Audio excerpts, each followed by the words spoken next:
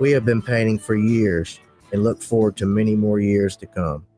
With PBS Painting, the job gets prepped properly, whether it's cleaning, scraping, or priming. We always use quality products, which is a must for a quality paint job.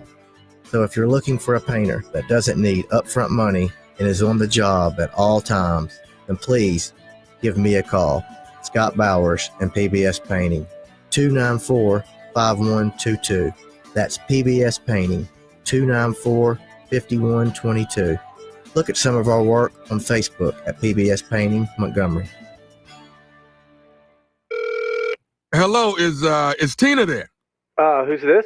Yeah, this is Vince from the hit reality show Wives Don't Tell. Listen, Tina applied for our show to confess that her husband won't go to the doctor to get his levels checked. She said she's ready for a guy that can bring the heat. All right, what the hell is going on? You know you're talking to her husband right now? Tina! Well, she wrote in the application that her man's so low energy, she's basically married to a coffee tape. She also said, we live within driving distance to Montgomery Men's Health, but he's scared to get a blood test. Oh my, she is done. She is so done. Gotcha, Mike. It's nephew Tommy. Ain't no reality show. It's a prank. Montgomery Men's Health is the real deal, fellas. Local experts, T-level results in minutes. Call 334-440-3663 or hit MontgomeryMen'sHealth.com before your lady books a new co-star. Montgomery Men's Health, making it happen. Mr. Electric. I've been doing electrical work for 8 years, 7 years, 6 years, 23 years. I love troubleshooting. It's one of my passions. Electrical is all I do, unless my wife asks me to do something at home. Together, there's nothing that we can't figure out or accomplish. We've seen it all here at Mr. Electric. Going in with the confidence to know it doesn't matter what I'm going to run into, I'm going to figure it out, and confidently telling that customer, you know, we got you taken care of. Mr. Electric, the power to make things better. The views and opinions of the following program are solely those of the host and other contributors. These do not necessarily represent those of Liberty Acquisitions 825, Blue Water Broadcasting, its management, staff, or any advertisers.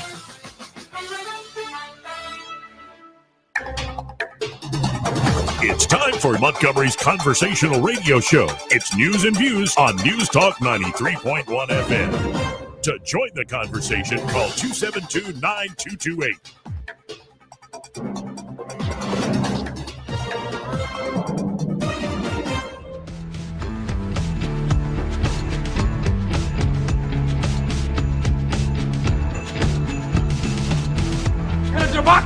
Joey Clark.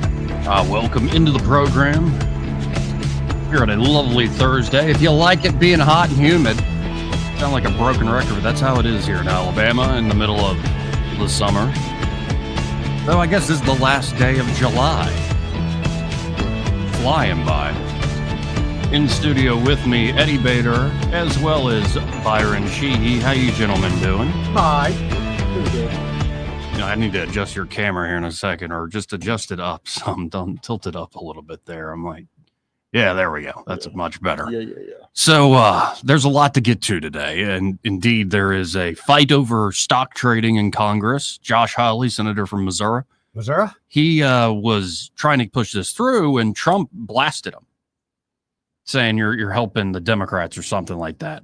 So another interesting moment for Trump, okay. I think, losing some populist appeal, but we'll see the inside story. And, of course, the big release of the origins of Hillary Clinton's plan to frame Trump on Russia. And we have hard emails on that. So what are we going to do with it, though?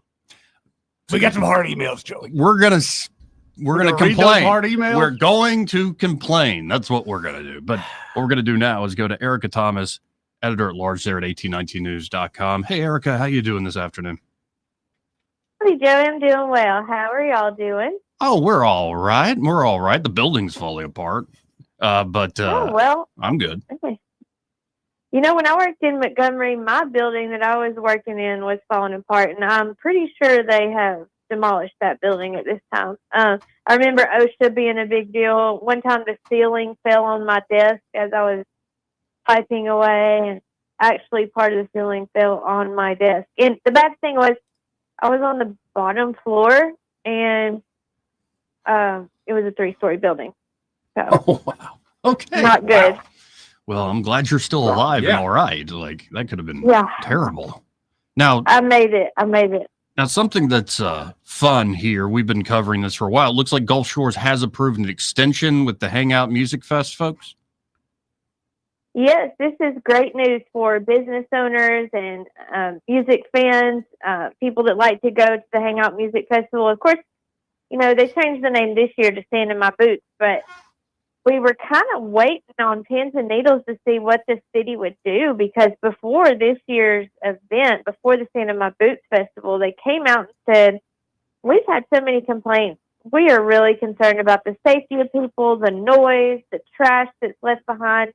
We might just reconsider doing this festival from now on. So everybody was waiting to see if they were actually going to do it. Of course, for me, when the Hangout Festival comes to town, I am holed up in my house. I go ahead and get my groceries 2 weeks before, then I do delivery for groceries or food that whole week. I'm really careful. I try to stay out of it, but thousands and thousands of people come to Gulf Shores for this event, so it's a huge deal for our restaurants, for our hospitality industry, for all of the hotels, and just regular business owners. Small businesses get a huge boost from all these people coming in. So really, the majority of people wanted it. And after the Sand in My Boots Festival went on with just a little bit, there were obviously crime anytime you get that group of people around, but nothing major. The city conducted several types of surveys to say, do we want to do this again? They put it in the hands of the residents, and the residents overwhelmingly on those surveys said, yes, we want to continue to do this. It's a great economic boost to our city. So they reworked the 11-year contract. They put in a 1-year extension. Because Hangout, they first signed in 2015, and it was a 10-year agreement. So they did a 1-year extension, and then that 1-year extension also has the option for a following year extension. And after those 2 years, if everything goes good, then they'll consider doing another long-term contract with Hangout Fest. Well, that is good news. And because I know it was a little bit up in the air, and I know a lot of folks, even in this area and from all over, go and travel. And it's a big temple event for not only the area that you're talking about, but the state. Now, there's another story that you did that got a lot of traction, and the headline just starts with a quote that says, "Shut your mouth." And then I'm looking at some bug-eyed woman that's given, I think if I had to stare at this much longer, let me get it off the screen, I would turn to a vow of celibacy. What's the story here? This woman, unhinged seems to be the word to this story. Yeah, well, Mallory Hagan, she was a former Miss America winner when she went into the Miss America competition as Miss New York back in the day. I think it was 2013. She's also ran and failed as a politician here in Alabama as a Democrat.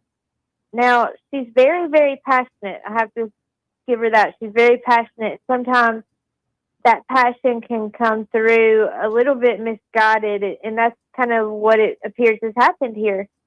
She is using TikTok, where everybody likes to get the real news, TikTok. I'm kidding, there's a lot of sarcasm there. I believe nothing that I see on TikTok whatsoever, not even my own videos. I know they're edited. So, Eddie, you listening? Yeah. Okay. But she does have thousands of followers on there, over 43,000 followers. So, whatever she says, just it spreads. And so this past week, she posted a video in reaction to that horrific, gruesome, tragic case in Bibb County, where there was an underground child sex operation. As you know, we've talked about this ad nauseum, literally ad nauseum, and this involved the rape, sodomy, human trafficking of children. The youngest victim at the time of the crime was 2 years old. There was an animal involved, leading to a bestiality charge. This is really terrible things. And this Mallory Hagan came out and said, "You still support Donald Trump. Do not fix your mouth to talk about those babies in Bibb County." Oh, Now, let that sink in for a minute. So, you can't care about these children that were abused and be a Trump supporter. That makes zero sense. It's just awful that someone would take this, where there really are so many victims, and turn it into a political stunt like this. And I hated even writing a story because I didn't want to give it the attention. But, you know, there are people that have accused Donald Trump of sex abuse. We all know that he's been accused of that. He's never been convicted of a crime with that at all because there hasn't been that evidence there. There's been a civil case. So I think, like, it's just disgusting to do this and to turn it around into this political thing when there's actual victims out there. And Mallory Hagan, after she saw this story, you know, she was pretty upset at 1819 News because we did use a screenshot of her eyes wide open, showing her passion. That was one reason she was mad. And the two other reasons she was mad are things that she then kind of confirmed. One was she said that we didn't mention that she was a sex assault victim herself, but that's not true. We did that. I actually reached out to her on my own, got a statement from her. She declined an interview. So, you know, that's on her. She wants to be big and bad on TikTok and say these things. You know, she should be big and bad enough to do an interview with me. I don't see what the problem is. Mallory Hagan, I am challenging you to give me a call, reach out to me on TikTok and try to explain yourself in these comments you made. But other than that, the other thing that she accused us of was not crediting her for going around the nation and speaking to young women and trying to promote body positivity. And that is also in the story. Those two things that she complained about, she later pointed out in this TikTok. So I couldn't have done the story better. And I do think it's important to call people out when they want all the attention, you know, give it to them and say the ridiculous things that they're saying. So you're welcome, even though she already said thank you, 1819 News. Of course, we appreciate that shout out that you gave your 43,000 followers. But yeah, I mean, this is just a very strange comparison, and just it doesn't make sense to me. But I'm always willing to listen and would like for some type of explanation other than the. Yeah, and it does seem like she's just hanging her hat on the whole idea Trump's an abuser, the whole Billy Bush Access Hollywood tape and other statements and stuff. And it's like, all right, thanks for injecting that into this particular Bibb County story. But I want to keep going because you've done a lot in the last week or so. Yeah. Another is BLM activist LGBTQ Reverend leading Homewood boycott, once defrauded a Florida church. And I've got a picture of the Reverend up there. What is that pose, Eddie? Like, can you see that photo? Byron, can you see that photo? What is that pose he's doing right there? The old Papa Neck pose? Like, is this the, like, if I did this? He's a like, yoga guy. Like, is that the pose? Like, right there? Like, Like oh, I'm thinking. No, I'm thinking of, like, Prince and Purple Rain doing Darling Nikki. Like, what is he doing? Oh, that was great, Joey. I can see you. That's a good look. Right I should just do the whole show this way. I really wouldn't if I were you. No? No. What's wrong with it? I mean, because I'll enjoy it. Now, why will you enjoy it? Because I'll probably continue to mock you the whole show. Yeah, but, you know, and then he's going to doodle. He's going to have little Joey drawings. Exactly. Maybe he's like wishing he had hair on his head. I don't know. What's the story with this guy?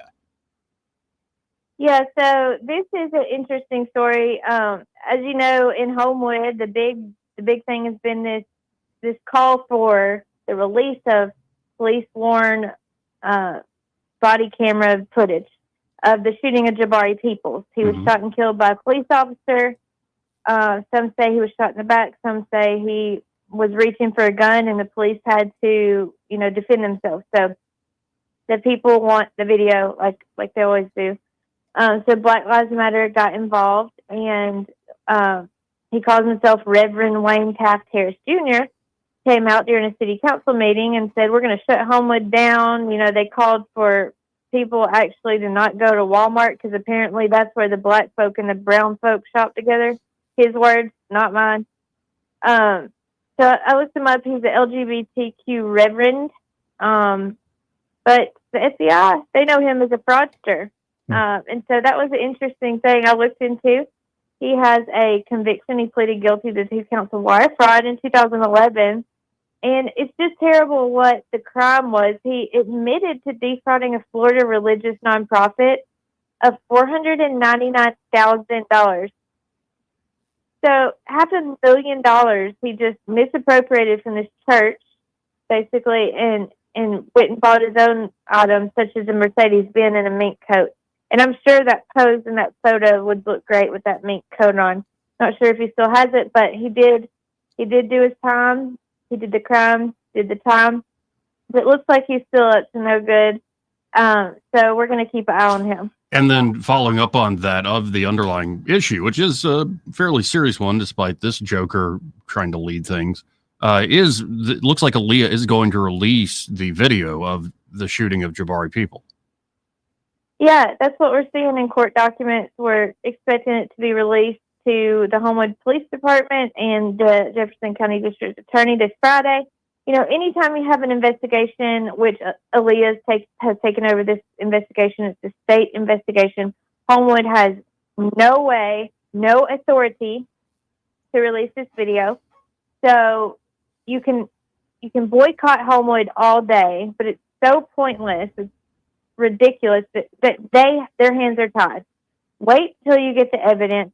Wait until the investigation is done. Now, should they release video earlier?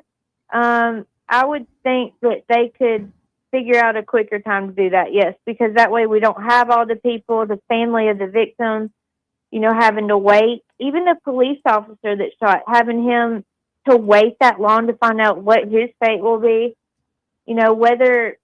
because there are instances where, people get shot by police and it shouldn't have happened. There's trigger-happy police, but there's also innocent police officers and people that get what came to them. So either side, you don't want to wait so long for this video to come out. There could be a quicker process. How you get through that and keep the integrity of the investigation, I'm not sure. I'm not an expert, but we have experts with the state that really, they need to make this process a little bit smoother, at least showing something to the family, so they can get some comfort, and also the officers involved can get some comfort. Well, I always appreciate your reporting, appreciate your time. If folks want to check out what you're writing about, thinking about, how can they do so, Erica? Well, definitely, you can connect with me emailing erica.thomas@1819news.com. I'm also on X at Erica T News. And don't forget to subscribe to our newsletter. Go to 1819news.com and you'll see the subscribe button at the top right. Well, appreciate it. We'll talk again soon. Thank you. Thank you so much. God bless. God bless. Erica Thomas there with 1819news.com. It's one thing after the other. The Bibb County story, really, that is the platform of the prompt to yell about Donald Trump? Well, crazy pageant girl. Why are they giving her any credit? That's my thing. Why even listen to her? You don't have to listen TikTok. You don't have to listen to every idiot. You can just keep scrolling. This is Alabama. This is the reddest of the red. That lady has no political chance in deep blood red Baldwin County to give her 30 seconds of free pub. Yeah, but sometimes it's kind of fun. You think you're ready for the big time, here you go. If what we're doing here is the big time, then I would have expected a much higher floor. But this feels more like Pelosi even more so, though. If you can't handle this, then you consider this the big time. You can't handle this, right? You need to go back on the porch, right? Well, probably should never got off the porch in the first place. Can't run with the big dog. Stay up on the porch. And I am wondering, what is an LGBTQ reverend? An oxymoron. Yeah, I don't understand. That pose was so that pose tells you everything he is. He's in repose. He's definitely sure. He's a fraud. How much more money can I steal? A fraud, I'm sure. Right. Those folks usually are found leading crowds. Yeah. Including your elected officials, but I won't name names. Another story. I will. Just give me the names. I'll name them. Who do you want to call out today? No, I got a closing today. I don't want to ruin Okay, that. I know, like you got to pay the mortgage, right? I got some things to do. I got ruffle kids. feathers I this got kids. afternoon. I know he's grown, but I got kids. I got grandkids. I got That's right. things. Anyway, there's a great story out at 1819 News today by, I believe, Caleb Taylor. And the question is the headline: how much land in your county is foreign owned? That's a good question. Yeah, I so think it's got some people are going to be surprised. Got everybody's attention. This is according to the United States Department of Agriculture. The foreign entities with the most land in Alabama are affiliated with the Netherlands. Not surprised. That one doesn't bother y'all too No. much? No? Well, I mean, I don't like anybody else having it besides an American, but you know, I'm curious what they would hold, like stuff down around the ports for industrial stuff. But it's also Canada yeah, or not Canada, surprised. For nuts. Ireland, Yeah, No surprised. problem there. Denmark, I'm curious around the and Luxembourg. Or is Investment it opportunity. Berg? I'm not sure. Dude, it's investment opportunity. Alabama is one of the greatest investment opportunities you can get in on a low end and get a good return. Yeah, recent data from the USDA shows that foreign entities own about 2.2 million acres in Alabama. Yep. And we got a list of counties here with What's- like the highest. Who So has the cheapest land tax in the United States? probably Alabama. We're right there with it. Yeah, Well, but even the our governor owns a ton of land. And that's why. 54% of this particular county is Mhm. owned by foreign entities. 54%. County. Wilcox. Nope. I'd say it'd have to be Nope. South Alabama. I'd go Black Belt. Probably a lot of timber. I'd Butler. Say, yeah. Evergreen, somewhere around there. Butler is 54% own that. That's some good hunting down there. Lowndes County is Another 25%. one Who owns Westinghouse? And Is that Canadian? I have Westinghouse? No idea. I don't think so. I think that's GE, I thought. But apparently IKEA owns a lot of Lowndes County. IKEA. Oh, that cheap timber. That's what Good meatballs. it's a great place to put money because it's low taxes and you get a good return on that timber. If you don't buy it or you don't sell that timber, you can sell the land with timber ready to go. But Crenshaw County's 22% foreign owned, Conecuh 21%, Yeah. Marion, All rural counties. Monroe, Coosa, Bullock, Bullock. Watauga 15%. Yeah, I'm surprised. Where's Montgomery on this? Let me. I bet we don't have a whole lot. If anything, it'd be 1%. Yeah, it'd be. We're at Asians. 1%. Yeah, we don't have that much. But yeah, that's interesting. You don't like the idea of foreigners owning No. your country? Doesn't really bother me, no. It bothers me. It should bother you. It will. Once you become a landowner, you'll see things change. Joe. Like, are they providing proper goods and services? Like, I don't like the idea of like letting the Chinese buy a bunch of land around a military base. Or ag. I mean, Yeah. seriously, like whoever controls the food supply. There you go, buddy, controls- right there. I mean, that's a logistical thing come military time. So, with all these countries that trade with us and get dollars, what are they supposed to do with the dollars? Reinvest them in us. And is not Buy our buying buy- land, buy our bonds. buying buildings. Buy- Like, say buy our did it? bonds. Was it really that bad of a deal when the Japanese bought Rockefeller Plaza? Like, really? In the late 80s, early 90s? I remember that, but I remember the Japanese were buying a lot of commercial real estate. Right, because they had a huge trade surplus with But us, I and they just had a don't- lot of dollars to use. No, can you go to Japan and buy a building? Maybe you just hit on something. Maybe they should have a large trade surplus before they can invest heavily. Well, and this is what Trump's doing with a lot of these deals. Is like you have to pony up hundreds of Yeah. billions for me to decide how To to even spend. talk Right. to you. Yeah. No, like it depends on what type of ownership too. People are looking for places to park their money, Mhm. and land is one spot to kind of keep that value going on. And you have the low taxes, Mhm. but there are also, I'd imagine, some of this is like actual, like job bearing investment. Job bearing, maybe, but does it end up being corporate welfare in the end, like I've seen with Hyundai and so many other ones? Do you think there's not been any boom? That's been full on corporate welfare. A lot of corporate welfare. Have they? What do they pay in taxes? For the first 20, they didn't really have to pay anything. Most of your land was given to them. They pay school taxes? The Because employees- that's, I think, the deal with the Meta plant Yeah. is they're exempt, but they have to pay the education and tax. it's a foreign trade zone, so good luck getting any kind of taxes out of it. But then you pay taxes, right? Yes, Wait, all and- its employees. And are. how many people work there? Last time I checked, it was about 3,000, and they were still 500 short. So, what's Meta's school tax? Is that square footage of the facility? Is that what describe that? How much carbon footprint it puts out? Like how much energy they suck up from our supply? What is it?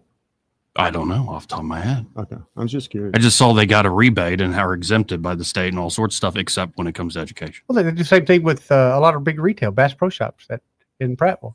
That tax that you pay, yeah, it's not city tax. It goes to Bass Pro Shops for the first, I think it was 5 or 10 years. Mm-hmm. That's not fair. If you want to give them a deal, that's fine. But don't you say you're giving my sales tax that you forced me to pay by gun to my head, and you're giving it away to somebody else. Yeah. Well, what are we going to do about it? Because I've been saying for years we should have no government. What are we going to do about it? What are we going to do about it? Man. Come on the radio and complain. Go vote. I'm in one of those moods today. Go vote. That's going to change it. That'll change what it. else can I do? I can't go protest. Hold on. Did you see the politician in Virginia got set on? Get gassed? Yeah. We talked about that. I don't like that. Well, I don't endorse that. Tar and feathers used to be a thing. That's a bit over the line, but the sentiment's still the same. That's the important part. I think you said this a while back, Joey. We expect less and less out of our politicians. No, we should. Well, we do. I mean, like what used to be 20 years ago unacceptable. Now, let's say that it's fine. No, I think it was pretty bad back in the days. If you had an affair, if you want to be president, it's Gary Hart. Mm-hmm. There's no way him and that woman kept him from being president. That was it. Sure. Nowadays, man, you can have him on a string. No, but we had Big Jim Folsom. Setting a trap?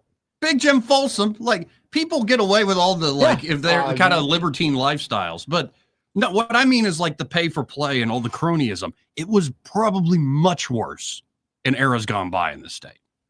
Oh, to an extent. But I think the money now is more. Is big time. Instead of volume in quantity, they're doing volume in dollars. It's always existed. It's the same playbook today that they've been operating off of. The names of the actors changed. The role remains the same. Mm-hmm. But because the inflation values have changed, the slice of the pie is getting bigger for the guys on the tape. Yep. But adding to this, like, whatever, I agree with you. Like, I think you should have such low taxes. It's like, we're not negotiating rebates. Just come here because our taxes are so damn low. Agreed. Right. And it can be, but right. And if like you're going to, but old playbook. Do need to be somewhat careful. Like, if you tell all foreigners, like, those dollars that you got by selling us stuff are no good here, that's going to really hurt the value of the dollar and the world reserve status. They can still buy stuff. We're just not going to sell you our land. Dude, that's common throughout the world. I don't even think you can go to Saudi, which is nothing but sand, and buy any land. You're an American. You can't buy land in Saudi. And it's a bucket of sand. Who really wants it anyway? It sounds like you want some. Well, it also kind of probably depends on the state and how it's zoned. I don't think too many people, even if you could afford it, could go to Hawaii and buy real estate because of all the zones. Now, Oprah's got so much that she can open roads when she wants to let or close. Right. But then I saw this, just adding to this, like, what are we going to do? Yeah. This is from Eric Weinstein. He said, imagine you woke up tomorrow and 5 reports are released, leaving no question as to the truth of A, COVID's origins, B, Epstein's connection to the intelligence community, wealth, activity, and death, C, JFK's assassination, D, UFO and UAP sightings and all this, and E, press complicity in statecraft narratives. Say something released, it reveals the truth of all those issues. What happens the day after? I take the latter. I take the very last one. If I could only choose one. Oh, but I'm saying all of them are out. Oh. But I feel like I'm living that now. No, but all of them are available. You they have just haven't told me, but I know. I know. What are you going to do? Say everybody's like, I want the truth. Right here. This is what else can I do? Right. I'm here. I'm complaining. No, it goes back to the whole emperor had no clothes or the new clothes, but he's naked. Well, like whatever. Like, I think Americans are like, we want you to admit you're naked. We want you to admit you're naked. We want you to, and then finally the person's going to turn around and go, I'm naked. Get over it. Then what are you going to do to it? Until you acknowledge there's a problem, you can't do anything about it. If you won't even acknowledge that you're naked, how can I do anything about it? Put clothes on. That's part of the problem in that whole story, that narrative, is that the people are lining the streets to watch the king walk down while doing this and participating in this whole charade. If they were sitting at home and, actually doing things that matter instead of participating in this whole charade, then, it wouldn't be the sin that it is. Well, it's just like, I think there's a lot of folks demanding the truth. We want to know the truth, what our government is. And like all the awful things they've done and what they're up to and whatnot. But then if you get to like the truth of what government is, it's impunity. It's people that aren't behaving fairly. Right. They're not They don't trying have to behave fairly. They say, I have more power than you because I have more connections, or I'm more popular, or I have more money. I can buy things off, or I'm willing to really do some dirty things to make sure that you don't ever challenge me if you ever get that close. Sure. That's the nature of power in government most of the time. And we can dress it up as like the people elect, or we have a constitution and the rule of law, and we have it's like, yep, but it keeps happening. But if we didn't have that, what would we be complaining about? We don't even have a chance to vote. Yeah, right. No. So we have that chance to vote. What ticks me off is what's our percentage? Less than 20% of participation. We need to fix that. We need to come up with incentive of some way to get it. This all started with, I don't get there's not much that gets me going about the Dutch owning land. Because you like the Dutch. But if it was North Korea. Don't you bring up the Dutch stuff again. I think it's the so what. So what? Okay, so what do we do? Why is that an issue? Well, the Dutch does it need to be solved? Should I be concerned about it? I'm not supposed to trust the government to tell me the truth. I mean, that's kind of where we are. Well, I'd like to know, if nothing else, why'd you buy it? What so interested you in buying the land here in Alabama? And if it's the taxes, go, okay, that's cool. But if you're an out of state or an out of country entity, your taxes are going to be higher. Well, you can't give it away that way, Eddie. True. 272-9228. It's like homestead exemption. If you live in your home, you get a great tax advantage for having a homestead exemption. These folks don't live on this land. It's here just to park money. Yeah. They don't get an exemption. Look, man, I still don't understand how a piece of family property could be bought and paid for 10 times over, and some knucklehead 3 generations not pay property taxes for 3 years, and that whole thing be taken away. I agree. I agree with you on that. I could 1,000% wrap my head around that. I mean, if you can't technically because they got a gun, that's why. Anyway, we got to hit this break. We'll be right back.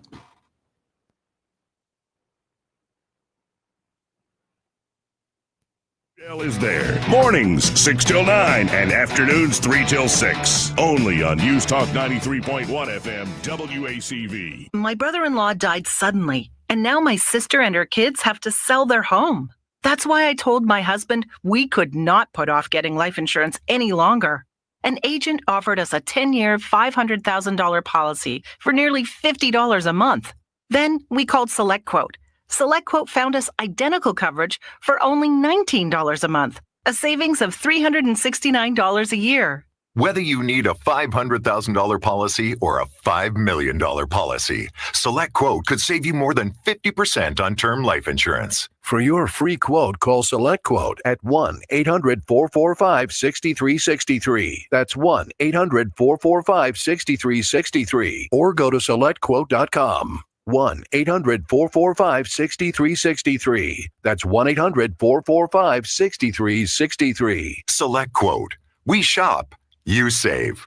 Full details on example policies at selectquote.com/commercials. Hi there, I'm Kim Williams with Alabama Home Mortgage. And I'm Madeline Cannon. It's true, rates aren't as low as they have been for the past couple of years, but there are still many homeowners that could benefit from refinancing their current mortgage. There are a lot of things in life that are out of our control, but your mortgage rate is not one of them. If you currently have an adjustable rate mortgage, then you owe it to yourself to give us a call. Adjustable rate mortgages make sense for some people in stable markets, but in this wild, ever-changing rate environment, it only makes sense to secure a fixed interest rate. A fixed interest rate will give you the peace of mind that your rate is locked. Your rate will not be subject to change with the political and economic tides. At Alabama Home Mortgage, you can personalize your term. We offer 8-year to 30-year mortgages and everything in between. Grab your mortgage statement and give us a call. Call Alabama Home Mortgage, the #1 mortgage lender in Alabama, today at 567-4223, or visit us online at myalabamahomemortgage.com. That's Alabama Home Mortgage, because folks, there is a difference in mortgage companies. NMLS 158636A, Equal Housing Lender.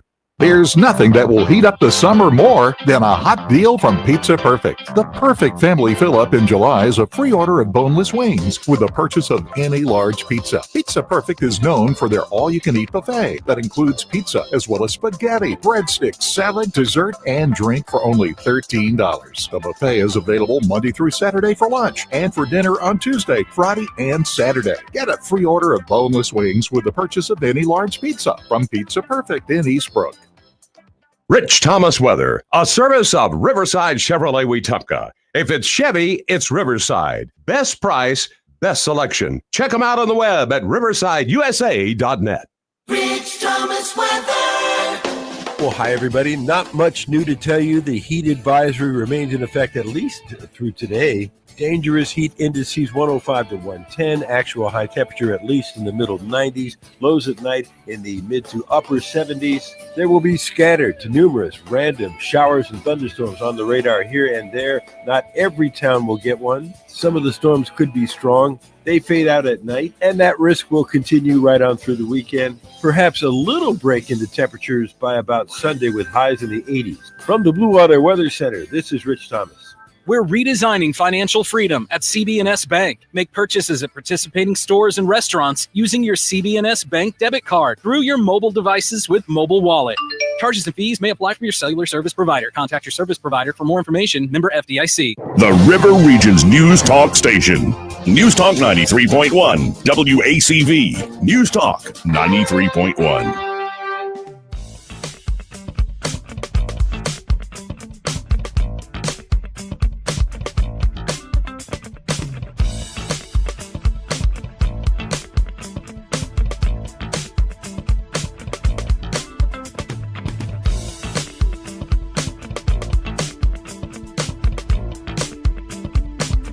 Joey Clark. Welcome back. The conversation definitely continued off air. For instance, somebody, Chris V, sent me a great little write-up saying when IKEA bought a bunch of land, where is this, in Lowndes County? It was acquire its first U.S. forest property covering about 25,000 acres in Lowndes County. The investment, according to the company, in forestry is part of a broader strategy to invest in sustainable production of resources that IKEA Group consumes directly, such as energy or indirectly through its production, wood raw material, recycled materials. Like, think of the cheap IKEA thing and like how it really is like most of that's like particle board, right? Yeah. So yeah, it's laminate. Yeah. So some of this stuff makes a lot of sense economically. Well, they buy it, sure. They kind of control their own production. Mm-hmm. Yeah. So but I don't have a problem with this IKEA. My problem is with well, there's a difference between that and like the Chinese want to buy like land down on Day Street next to the water park to build a drone factory. Actually, I would allow them to do that. I would sell them that in a minute. If you can get anybody to invest on that water park, come on. That's what I'm saying, baby. That property's up 85% in value, Joey. Come down to the Red Dragon Hotel. Right next to the Alabama River. You get such similar appraisals when you do your real estate. No, I pulled some numbers one day, and 85%. Not even close. But that's what we were told. Yeah, yeah. So you would take it there. Nobody wants to buy over here. If you got junk land, okay, we'll make some exceptions. Junk land, huh? Well, but then when we get something going there, we want to be able to get our land back. And he wants multinational corporations to come in to gentrify, and then he wants to be able to move back in later. Exactly. No, and it is fascinating seeing this breakdown. It's why I really like Caleb Taylor bringing this up, because it is, I think, mostly rural stuff. It's not in your major areas. Well, what else would they buy besides like rural land? I mean, maybe some investment in commercial real estate, that type of thing. But I think I want to say that like 5-6 years ago, there was a report that the Chinese owned approximately 12 to 15% of our agricultural land here in the state. I know when they buy 1,000 acres at a time. Yeah. It ain't no little transaction. Yeah. Me personally, I wouldn't sell to them, but that's just me. Yeah, I think that should be banned. Mm-hmm. Let's go to Charles first. Hey, Charles. Hey, Joey, Eddie. How you doing, buddy? Byron. I'm pretty good. One of my little pet peeves is the Golden Dragon, Wilcox County. And I don't think if I've got to tell y'all the reason being, a really good friend of mine worked at the furnace of the copper tubing up here in Decatur, Wolverine, okay? Mm-hmm. Out of North Carolina, a United States company. Are you following me? Yes, sir. And whenever Kay Ivey was a lieutenant governor, and he loved Dr. Bentley was the governor, they sold that land from Wilcox County, and it ended. It ended our plant up here, and over 500 jobs, I believe, is how many it was, including a lady that I knew who'd worked there for 18 years. Like I said, at the furnace there. And they got all kinds of incentives, went on into 20 years of Golden Dragon incentives. And right now, with are y'all keeping up with the copper and what's happening with it? Oh, yeah. Right now, Scrapper's living a good life. Yeah. And if you're the Chinese company and you're Golden Dragon and you're in the United States, then you are still sending back your money to Zhang Lang, I believe. I don't know if I'm pronouncing it right, but that's where they're owned.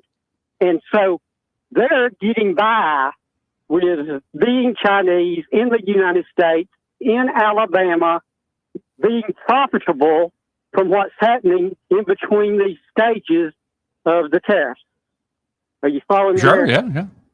Yeah, and I just wanted to bring that up. And this is why, like, as all these deals, just a huge one announced with South Korea by the Trump administration, China is by far the most complicated deal. Oh, yeah.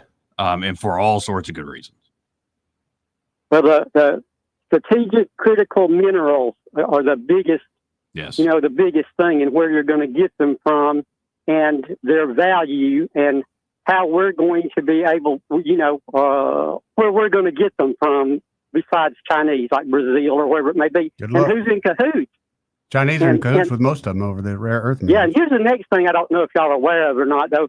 It's the quantum entanglement-based satellite between bricks made by China. Are you familiar with that? No, say that A again. quantum entanglement-based satellite made by China for the BRICS nation? Is this the... Yes, it's for them to be able to communicate without being broke into using quantum entanglement-based communications via satellite. Interesting. Yeah, they did it. They started doing it they were the first country that kept a signal by entanglement for 300 and I want to say 2 miles or something from land to the satellite. So it's essentially instantaneous transmission. Yes, instantaneous transmission. That if it's, just like I've always told you, a working quantum computer will really, really get the basic cryptocurrency. Okay, there might maybe on the off chance be some type that you can get into that might be a little more secure. Oh, sure, yeah. Like true quantum computing, now they're nowhere near it, even with the new chips, the amount of power you actually need. But I think it's qubits. But the amount you actually need, they're not near it. But that would not just hurt cryptocurrency. That would destroy most of your top encryption for everything. Oh, yeah, it would be nuclear. It would be power grids. It would be everything. And here's the thing. You can never, ever crack the quantum computer when it has your information. Right. The one sole country has it before everyone else. They are in an immense amount of power that is just incomparable to us, the average person right now. Well, and a guy I hadn't had on in a while, my favorite historian, Arthur Herman, he's been pushing for a long time at the Hudson Institute that we have to update our encryption methods to essentially quantum proof or quantum based. And there's even talk in, say, the Bitcoin community that this should be done and could be done before too long. And there's definitely ways to pull that off without getting into all the details. Yeah, well, keep in mind that a working quantum computer in roughly 35 minutes can ascertain all the information from every computer since the invention of computers, can download it or whatever you want to call it. It can get it in that amount of time. It can have it as a part of its system. So that's just something that's unfathomable usually to the regular person, but it's really, really a big deal. And lots of times there are a lot of upheavals that go on in the world when there is something like that occurring. Think of the atomic bomb. Of course. Got me? Of course. So this is beyond that, though, to a really great extent. Well, so, and added to the pile of like earth-shattering stuff, like bioengineering has gotten better and better. What AI is doing, add that to the pile of potential disaster. and misuse. It's all happening everywhere all at once, much like quantum. I appreciate the call, Charles. Okay, thanks a whole lot. Y'all have a great day. You too. The Chinese aren't the only people that's up on this. I mean, we were up on it, like 24 Northwestern. So, yeah.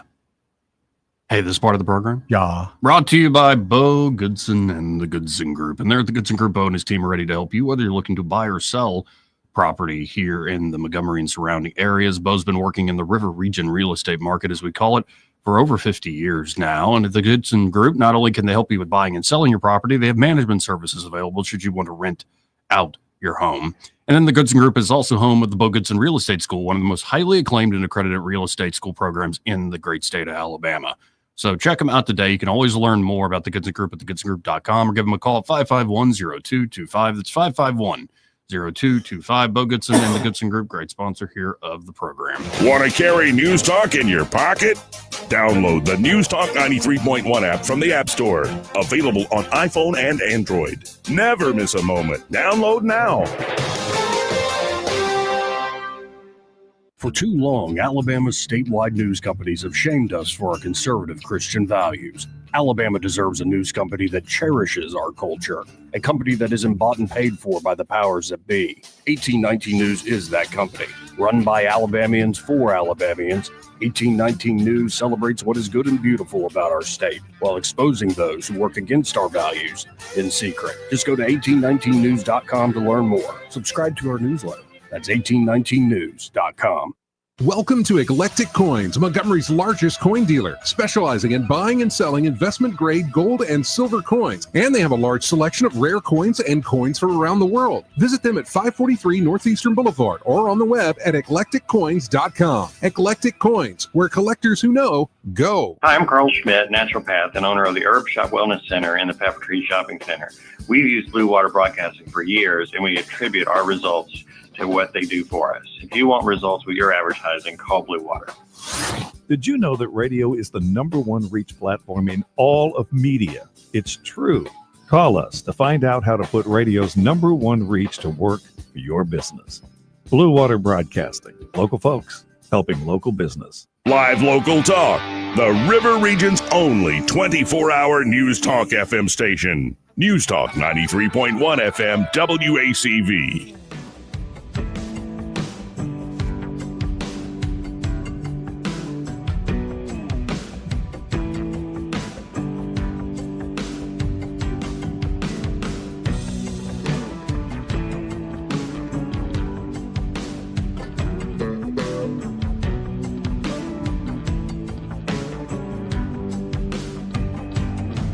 Joey Clark. Welcome back. This part of the program brought to you by Josh and Leslie Ryder there at Dylan Rings, and I'm looking at their Facebook page. Yeah, you see those earrings? Those dangle earrings? Those are party. And Josh, I believe, is citing Jewelry World or jewelriesworld.com. Dangle earrings have a rich history that dates back thousands of years. They were worn in ancient civilizations, including Egypt, Greece, and Rome. In these cultures, earrings symbolized wealth and status. They were often adorned with precious stones and metals. This is a new inventory pair of earrings, even more stunning in person. And yes, you can go online. You can go on their Facebook page, on their Instagram page. It's just Dylan Rings, search for them. And the stuff looks amazing in photographs. But once you actually get a glimpse at the shimmer of this stuff in person, ooh, you're going to want it. You're going to want it. Beautiful. Something fierce. So stop by today and check out that pair of earrings as well as other pairs of dangle earrings Leslie has in stock.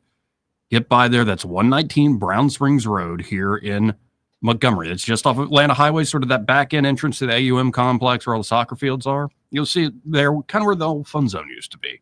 And be sure to tell them that Joey, Eddie, and Byron, those fellas on the radio, sent you.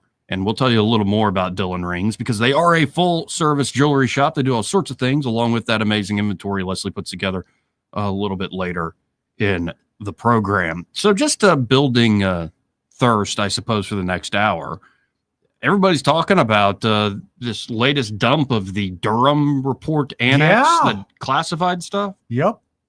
The origin of Hillary Clinton's plan to frame Trump on Russia. And so it's 4 emails They are authentic July 2016 emails discussing Hillary Clinton's plan to quote-unquote demonize Putin and Trump. Now, this has long been known. I still, to this day, remember Maria Bartiromo saying that she caught wind of it, that all the Clinton folks were going to media types like her, putting out this story, already just kind of putting it in people's ear that this is what happened. The Russians hacked us, and it was Trump and team that are gaining the benefit of it. And so we'll get into the emails, like what they exactly say, but in particular, Hillary personally signs off on the idea. What was the date? July 2016. So if you remember the timeline, and it's a little vague for me as well, but the DNC is hacked, right? Or they claim there's still that whole Seth Rich thing, which went away. They always do, Joey. Yeah. And a lot of folks wonder, did CrowdStrike actually get access and prove that the Russians were the ones that hacked the DNC? Always a bit of a question right there. Right. I'm going to go with no. Oh, but the New York Times and the official authority said that it was the Russians and the Senate Intel Committee. It's like, okay, all right, yes, sure, everything's true. Yes, as told by the Clinton. The official voice of power has spoken here. But no, this is something they were realizing. Okay, as they get hacked, as stuff is coming out that's looks really bad, it's like, okay, who do we blame on this? How do we redirect this from I got hacked and this is embarrassing to this is a cynical play by a foreign power and that dirty schemer and abuser Trump? Because, I mean, the Access Hollywood tape comes out as the last ditch thing after this attempt. After that one, yeah. Well, and then after that fails, he gets elected, they double down on the whole Russia thing. And as Tulsi has laid out, early on, the intelligence community said, no, it looked like the Russians were just sitting on stuff. They just wanted, if they were doing anything, they wanted to just sow discord in general. Yep. Right. They really were expecting a Hillary victory. Does that surprise anybody? No, this is what I said at the time. It happens every election. Exactly. Yes. Right. Well, no, and I kept speculating, how difficult would it be to get Americans to experience discord and division? You could without doing much, get people to fight each other. They're already halfway mad anyway. So. Right. And it's hot too. And it looks like I mean, when it's hot outside, you do. People want to fight, man. Yeah, look at that. I woke up mad. That's fell over there sipping a lemonade, and I don't got nothing but warm Powerade. He's got ice in his lemonade. Hey, dude. Just wrong. Yep. So in a second, I will, in the next hour, read some of these emails in the breakdown. But it does give credence to this idea. Remember when Trump called her a nasty woman? Yeah. Yeah, and Ashley Judd for a little while, and she also kind of disappeared. Yeah, she did. Yeah. That's unfortunate. Yeah, I know. But how it's well, I'm a nasty woman. And it became they tried to flip it. They do the judo thing on it. The Judy chop didn't work. Yeah, it didn't. Flip it down and reverse it. Yeah, it's we're the nasty women party. It's yeah. Yep. We've been saying that. Yep. It's pretty gross. Yep. And yep. But now that we're letting it all air out, all the dirty laundry, people are yep, nasty woman. It's one thing to have the charisma of a Lindsey Graham or of a Bill Clinton or of a Trump even. It's another thing to be this much of a political animal and operative and have nothing in terms of the public charm. And I think this will always have been her downfall, no matter who she was running against. Yeah. But then how'd she make it this far? Just bully? Yeah, I mean, apparently. That's all it could be, right? Money, too. Yeah. Look, Bill, connections. Say what you want to about his politics. As a politician, Bill Clinton's one of the best I've ever seen. Yep. And with the pairing of Hillary and Bill back when they were getting started, she's not a lightweight. I mean, she's about 320 on the hoof. She's not top shelf, but she almost made it there. I mean, that's quite the power couple, dude. They were destined for advancement and good things. But do you think they were together for the power couple strategy? Yes, 100%. 100%. Yeah. Marriage of convenience. I don't know if either one of them is truly capable of loving the other. Yeah, falling in love with another human being. Apparently, they really were in love when they were younger. And actually, even there's report Stephanopoulos in his book talks about how loving they were in that early campaign, into the early 90s. He saw firsthand. The way he couches it isn't he enjoyed seeing it, but there was a lot of let's say touch, and like appreciation, high, I guess. like feeding like lemon wedges with honey or something like that, or something like lemon wedge. But and then the turn does happen where like all the accusations start coming out before Lewinsky. Oh, then, especially after that, it's like, okay, like I'm going to stand by you, but we're done.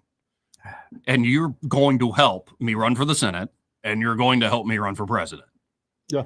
That's how we're going to keep this train running. I think it was probably more of a business arrangement by the time they got to DC. Had to be. I don't think Monica. There were plenty of other skeletons in the closet that were exposed during the campaigns, and they just avoided that. She left Arkansas in times general. over. Yeah. Well, and there was like one about somebody at a hotel that he hooked up with, and his excuse to Stephanopoulos, and it's classic Clinton. He's like, oh no, I was at the pool and she just came up and flashed me, George. We didn't do anything. Like it's just like what? She came up and really put it on me. Like, put those things on me. Like just a man. What am I supposed to do? And then you see him just humming away on that saxophone in Arsenio, and you're like, man, yeah. And that's the thing. Hillary never had that. Like Obama wasn't always like the socialite type. He didn't like going to the parties and glad. And the knock on him was he was an introvert, like me alone, but he was a very effective speaker unto himself and could carry himself. And that way, I don't see it with a lot of these folks who lose, especially Kamala Harris, who has a new book coming out about that campaign. I heard that she's not going to run for gov. Yeah, California. She's thought about it. She's prayed about She it. can't take 2 losses in a row, buddy. Well, I heard that she's not going to run because she's going to run for the El Presidente again. Is this true? I don't know about that. That is not. I don't know. I'm just calling it. Yeah, I mean, I'm not on the mailing list, but I'm just going to say. I would assume no either. I thought the whooping was so bad you don't come back around for another one. Oh no, Kamala's drunk again. I'm a better looking person than Kamala. We got to hit this top of the hour break. We'll be right back. Broadcasting from the Riverside Chevrolet Master Control Center, this is WACV Cusada, News Talk 93.1 FM. When it's Chevy, it's Riverside. With SRN News, I'm Jason Walker. Businesses all across America reevaluating security following the shooting in a New York high-rise, raising concerns about workplace safety. That attack on a seemingly secure tower left 4 people dead, including a police officer. The numbers are climbing in Ukraine in the last few hours in that overnight Russian drone and missile attack on Kyiv. Authorities now say at least 13 people have been killed. That includes a little 6-year-old boy, 132 wounded, including 14 children. Federal Reserve is leaving its key short-term interest rate unchanged for the 5th time this year, effectively brushing off repeated calls from President Trump for a cut. Fed's decision leaves it at 4.3%. This is SRN News. Hi, it's Mike Gallagher. You work hard, you build wisely, your home has become one of your greatest assets. If you're staying put this summer, this might be the perfect time to put that equity to work, whether it's funding a second home, helping your kids get their start, or simply creating more margin in your financial life. Mike and Brian at Fellowship Home Loans are the only ones I trust to guide you through it. They've done loans for my family. They tailor every loan to fit your goals. Fellowship is a direct lender and operates with your best interest in mind. If you're looking to access your equity through a refi or exploring a HELOC for some cash this summer for a second property, or maybe tackle those updates you've been putting off, start with people you trust, people I trust. Go to fellowshiphomeloans.com/Mike G, fellowshiphomeloans.com/Mike G, or call 800-510-MIKE, 800-510-6453. Fellowship Home Loans, mortgage lending by the book. Nationwide Mortgage Bankers, DBA Fellowship Home Loans, Equal Housing Lender, NMLS number 819. Rich Thomas Weather is brought to you by McPhillip Schimbaum. My name is Aaron Luck, a partner with the law firm of McPhillip Schimbaum. If you or someone in your family has been seriously injured by the negligence of someone else, call me directly. 262-1911. Rich Thomas Weather. Well, hi, everybody. Not much new to tell you. The heat advisory remains in effect at least through today. Dangerous heat indices 105 to 110. Actual high temperature at least in the middle 90s. Lows at night in the mid to upper 70s. There will be scattered to numerous random showers and thunderstorms on the radar here and there. Not every town will get one. Some of the storms could be strong. They fade out at night, and that risk will continue right on through the weekend. Perhaps a little break in the temperatures by about Sunday with highs in the 80s. From the Blue Water Weather Center, this is Rich Thomas. Budget Floors and More has the best prices. Carpet as low as 69 cents per square foot. LVP starting at $1.29 a square foot. Sheet vinyl as low as 65 cents per square foot. And the lowest prices on flooring installation supplies. Budget Floors and More across from Delray Publix. From the Blue Water Broadcasting News Center, here's today's top stories. For the third consecutive year, Hyundai is helping fund the Montgomery Public Schools Back to School Bash. Hyundai presented MPS with a check for $25,000 on Wednesday to support the annual Back to School Bash. The August 2nd event will include free school supplies, food, activities, giveaways, and much more for students and families. A man has been arrested in Alexander City after he tried to meet what he thought was a 13-year-old girl for sex. 28-year-old Shay Ellis faces charges of traveling to meet a child for an unlawful sex act, electronic solicitation of a child, and transmitting obscene material to a minor. The arrest comes following a tip from predator poachers. A former correctional officer at Tutwiler Women's Facility is under arrest after an investigation found he was misusing funds. Avion Dixon is accused of using a state-issued credit card to fuel his personal car. Investigators did not say exactly how many times the card was used or how much money was spent. Dixon resigned shortly after his arrest. From the Blue Water Broadcasting News Center, I'm Sky Mosley. This hour of news and views is brought to you by our good friends at Alabama Home Mortgage. Alabama Home Mortgage, 567-4223. Visit them on the web at myalabamahomemortgage.com. NMLS number 1586368. An equal housing lender. This is David Ernest from the Health and Wealth Show. We like to cut up and have fun, maybe poke a little fun at some politicians, but we don't take ourselves too seriously. One thing we do take seriously is your personal finances and your plans for retirement. You can tell by listening, we're a little different. Yeah, we like to have a good time on the radio, but we're dead serious about your financial future and helping you achieve your goals. At Ernest Financial, we're committed to giving you the attention you need. We don't treat you like a number. You're way more important to us. At Ernest Financial, it's about helping you today and preparing you for tomorrow. People call us who are on the verge of retirement, and they know they need a plan for the future. No matter where you are in life, Ernest Financial will help guide your every step towards retirement. Give us a call and let us show you what our individual customer attention can do for your future. Concerned about your retirement? Call David Ernest toll-free at 833-596-7233. That's 833-596-SAFE. The views and opinions of the following program are solely those of the host and other contributors. These do not necessarily represent those of Liberty Acquisitions 825, Blue Water Broadcasting, its management, staff, or any advertisers.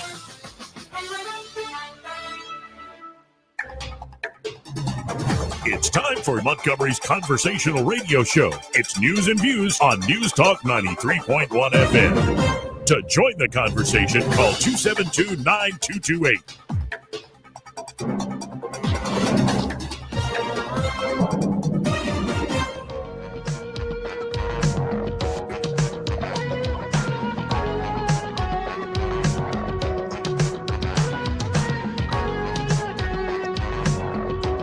Joey Clark.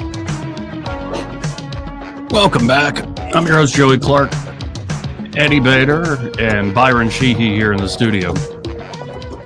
And from Durham's classified appendix, authentic July 2016 emails discussing Hillary Clinton's plan to demonize Putin and Trump. Predictions that the FBI will put more oil into the fire. Hillary approved, quote, the idea about Trump and Russian hackers hampering U.S. elections. So this is from a guy named Leonard Bernardo saying, hi, the media analysis on the DNC hacking appears solid. This is an important story because it would be the first time that we know of that a state deliberately uses the infiltration and publication of data to interfere in the U.S. election. At the same time, politicization is on the table. I have been a bit surprised that nobody has mentioned this 18-month-long story yet in their analysis and makes explicit references to U.S. elections at the end. Julie says it will be a long-term affair to demonize Putin and Trump. Now it is good for a post-convention bounce. Later, the FBI will put more oil into the fire. Outcome is far from clear, as Americans are more keen on their own woes, and Hillary is hardly good-looking as far as credibility is concerned. Anyway, things are ghastly for U.S.-Russian relations. There's a response here, another one, another follow-up from Bernardo saying, HRC approved Julia's idea about Trump and Russia hackers hampering U.S. elections. That should distract people from their own missing email, especially if the affair goes to the Olympic level. The point is making the Russian play a U.S. domestic issue. Say something like a critical infrastructure threat for the election to feel menace, since both POTUS and the vice president have acknowledged the fact that the intelligence community would speed up searching for evidence that is regrettably still unavailable. So essentially, this is like back channels of the campaign saying, yeah, we're going to take this story and run with it. And regarding the whole DNC or DCCC hack, it says, in absence of direct evidence, CrowdStrike and Threat Connect will supply the media with info. CrowdStrike will feed the info to the FBI, and then the info would then be disseminated through leading U.S. publications. And just a quick clarification, intelligence analysts assess these Bernardo emails that I just read are likely authentic. Durham concluded, Special Counsel Durham concluded that they were a composite of several emails obtained by Russia. Notable, if Russia wanted to hurt Hillary, these would have been released. And others coming out on X kind of breaking this down, saying, do you see what's happening here? We are being briefed. Trump and his team already know where this trail ends, and they are giving it to the public in digestible chunks. This is not being done flippantly. This rollout is coordinated. The ramifications of this are colossal. Trump would not have committed to a move of this magnitude unless he already had victory securely in hand. Trump would not have instructed Tulsi to begin this rollout if they did not know the outcome. They are not just finding the information. Trump knew the entire time. This is just the public rollout phase. Trump has been waiting for the proper time to strike, and he only would have struck if he believed victory was guaranteed. The fact that there is structure and coordination to this rollout makes one believe that it is happening. You know, the Ron Paul meme, it's happening. Trump and his team are carefully briefing the public and preparing us for what must be done. I'm still going to wait back, and I'm watching. I'm reporting on it. I'm talking about it, but what is going to be done? I mean, if any of that can be substantiated and proven, Comey's going to have a miserable next July the 4th, I hope. Yeah, and what you have to wonder is, like, in particular, perjury issues, like lying before Congress, all these depositions that were given over the years. Is somebody caught up in that lie? That's the issue with a very complicated lie.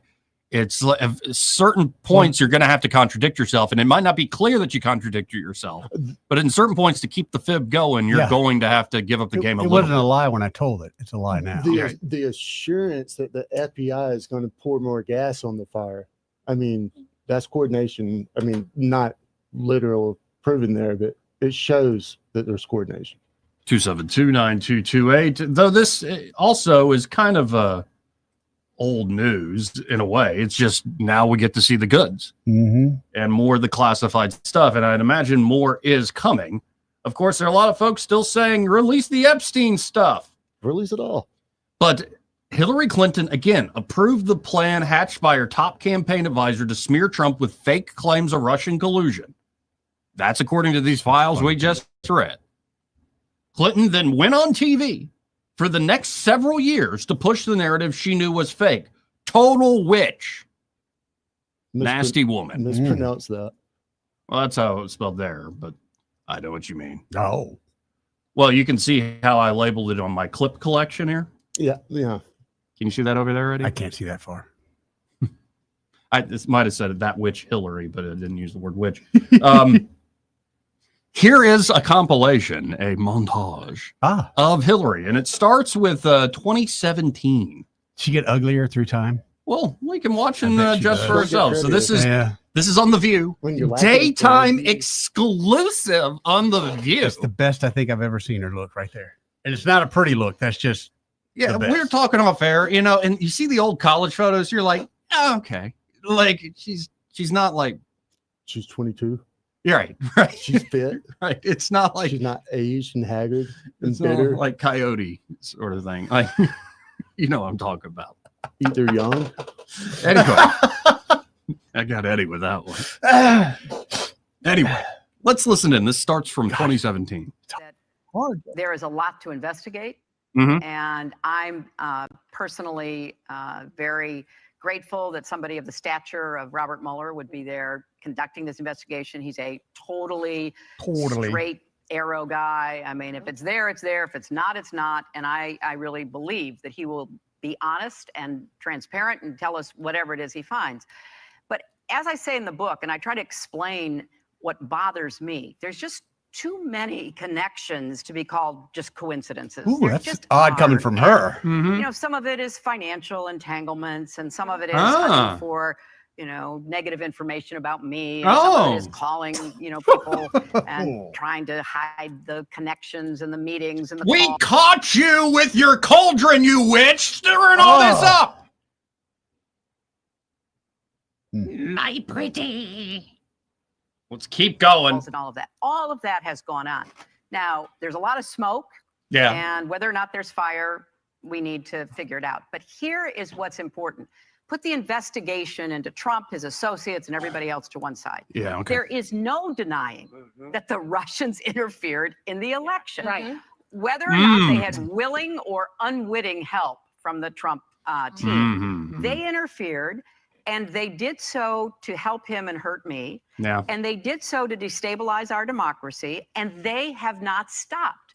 What's not clear from your book is whether you think that the Trump campaign was colluding in this. We don't know the answer to that. That is part of what is being explored. There are some serious questions because what happened when the emails of my campaign manager, John Podesta, were stolen by the Russian intelligence services.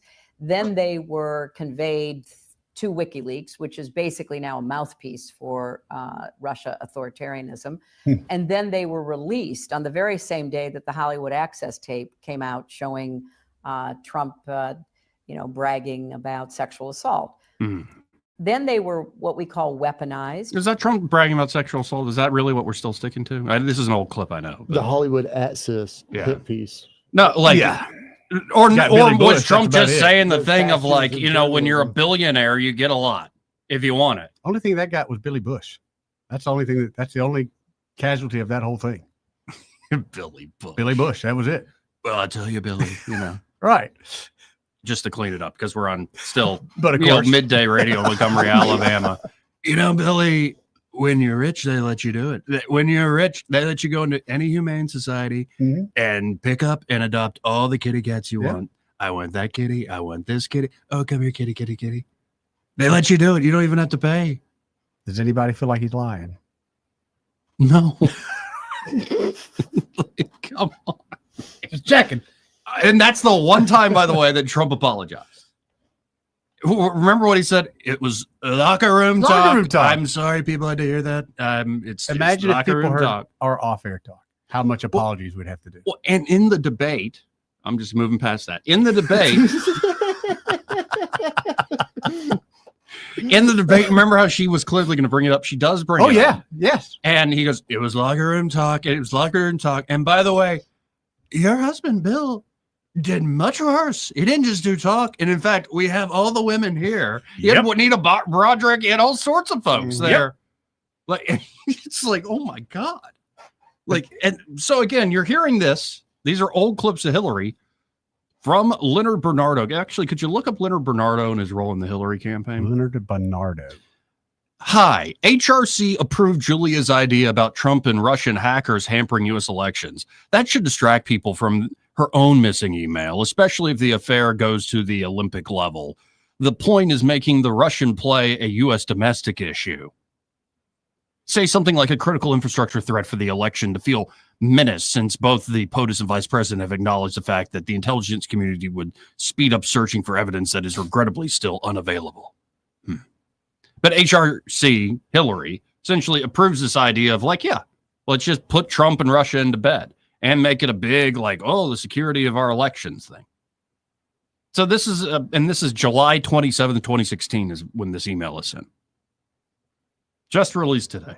Let's keep going, Hillary. What do you got to say for yourself? So that they were turned into phony news stories, they were turned into Facebook posts, and then they were targeted at specific voters. The question is, where did the Russians get that kind of targeting information? And, you know, that is one of the unanswered questions that investigators in Congress and the special counsel are looking into. The Russian government has engaged in espionage against Americans. This was at the debate.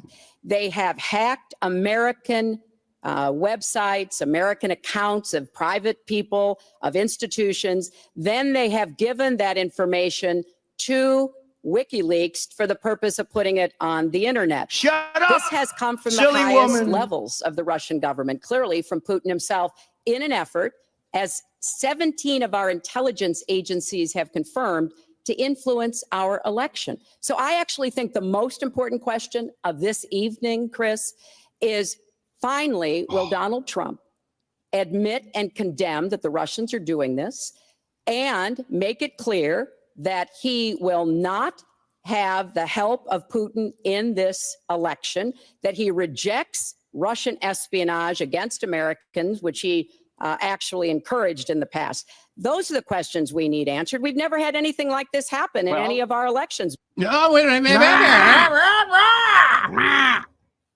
But here's a Fox News report. The credible foreign sources indicating the FBI and Obama administration play a role in spreading the salacious Trump-Russia narrative before the Bureau ever launched its probe were allegedly tied to George Soros's Open Society Foundation, according to these same documents. Yep. He's the VP. Right. The appendix to former special counsel John Durham's report released by the Senate Judiciary Committee sheds stunning light on what Chairman Chuck Grassley describes as, quote, one of the biggest political scandals and cover-ups in American history. CIA Director John Ratcliffe, Director of National Intelligence Tulsi Gabbard, Mike Tulsi, FBI Director Kash Patel, I've cooled a little on Kash, Yeah. and Attorney General Pam Bondi. How you feel about her, the Easter Bunny? I don't want to talk about it. Worked in coordination to declassify the information. Before its official release, sources exclusively briefed Fox News Digital on some of the contents of the appendix, including that the U.S. intelligence community had credible foreign sources indicating that the FBI would play a role in spreading the salacious Trump-Russia collusion narrative before the Bureau ever launched its controversial Crossfire Hurricane probe. A source familiar with the contents of the classified appendix told Fox News Digital that while it may not have been exactly clear in the moment what the intelligence collection meant, with the benefit of hindsight, it predicted the FBI's next move would be, quote, with alarming specificity. The appendix reveals that the foreign sources were allegedly tied to George Soros's Open Society Foundation. The appendix said that the Russian government actors in 2016 reportedly hacked emails from the Open Society Foundations, formerly known as the Soros Foundation.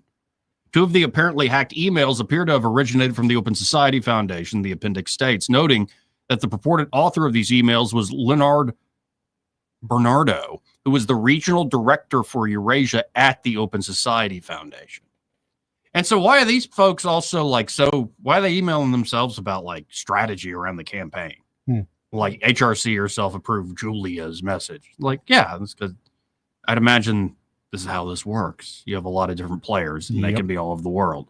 During the first stage of the campaign, due to lack of direct evidence, it was decided to disseminate the necessary information through the FBI-affiliated technical structures, in particular the CrowdStrike and Threat Connect companies, from where the information would then be disseminated through leading U.S. publications, Bernardo reportedly wrote in an email per the index. The media analysis on the DNC hacking appears solid. Julie, who is Julie? We've already mentioned her name. Clinton campaign advisor, says it will be a long-term affair to demonize Putin and Trump. Now it is good for a post-convention bounce. Later, the FBI will put more oil into the fire. But, you know, here's Clinton in the midst of all that. Before. I mean, if you're going to let Russia get away with what they did and are still doing, according to Christopher Wray, the current FBI director who said that last week, they're in our election systems. We're worried about 2020, he said. So, hey, let's have a great power contest and let's get the Chinese in on the side of somebody else.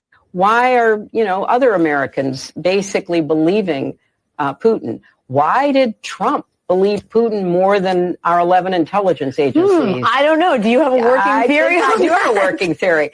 And why is Donald Trump Because you made it up, you witch. so enamored of Putin? Well, part of it is he's a wannabe dictator. He has told us that repeatedly. He even said the other day, let's basically get out of NATO and, encourage Putin to do what he wants to do. How absurd a statement that is cannot even be, measured, because you are essentially giving a green light to a murderous, brutal dictator. And so she did that again and again. She still does this to this day. Right. But here is Chuck Grassley.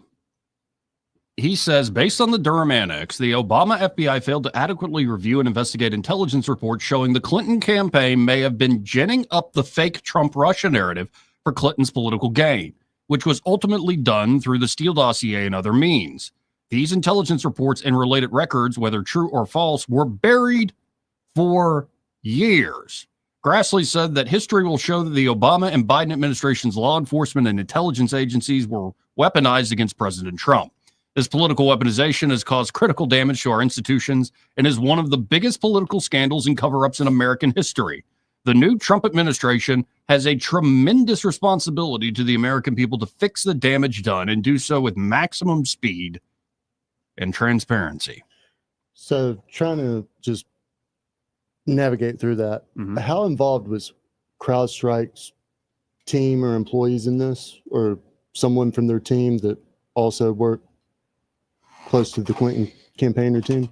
I don't know the exact connections. I know CrowdStrike is the one that was brought in to kind of give the credibility of we've investigated how the hack happened. And we have indicators, not hard evidence, but we have indicators that it was the Russians. So you wouldn't say CrowdStrike would be a part of the... Not directly, but CrowdStrike's kind of like one of those, they do their work and they're cool.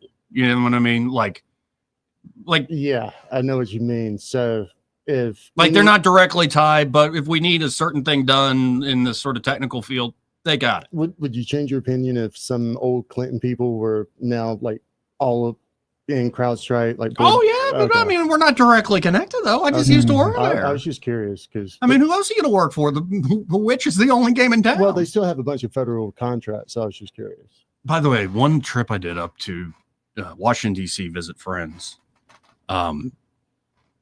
The ones I visited in Boston, they were living on DuPont Circle at that time. And we went and sat at one restaurant where it's just a big table, like a big picnic table outside the little stoop on the street where like 20 people could fit, that big, to where you sit with other parties. And so people got talking. They're like, oh, you're a talk radio host from Alabama. And like, looking at me like I had 3 heads or whatever. But I bet. I like kind of proved to him, I'm like, no, I'm like, whatever, man. This is just an interesting time because it's in the middle of the 2016 election. And I asked them, and they're all Democrats. And they're like, so y'all are working with the Clinton campaign? And they said, yeah, it's the only game in town. Like, you're not going to go against her.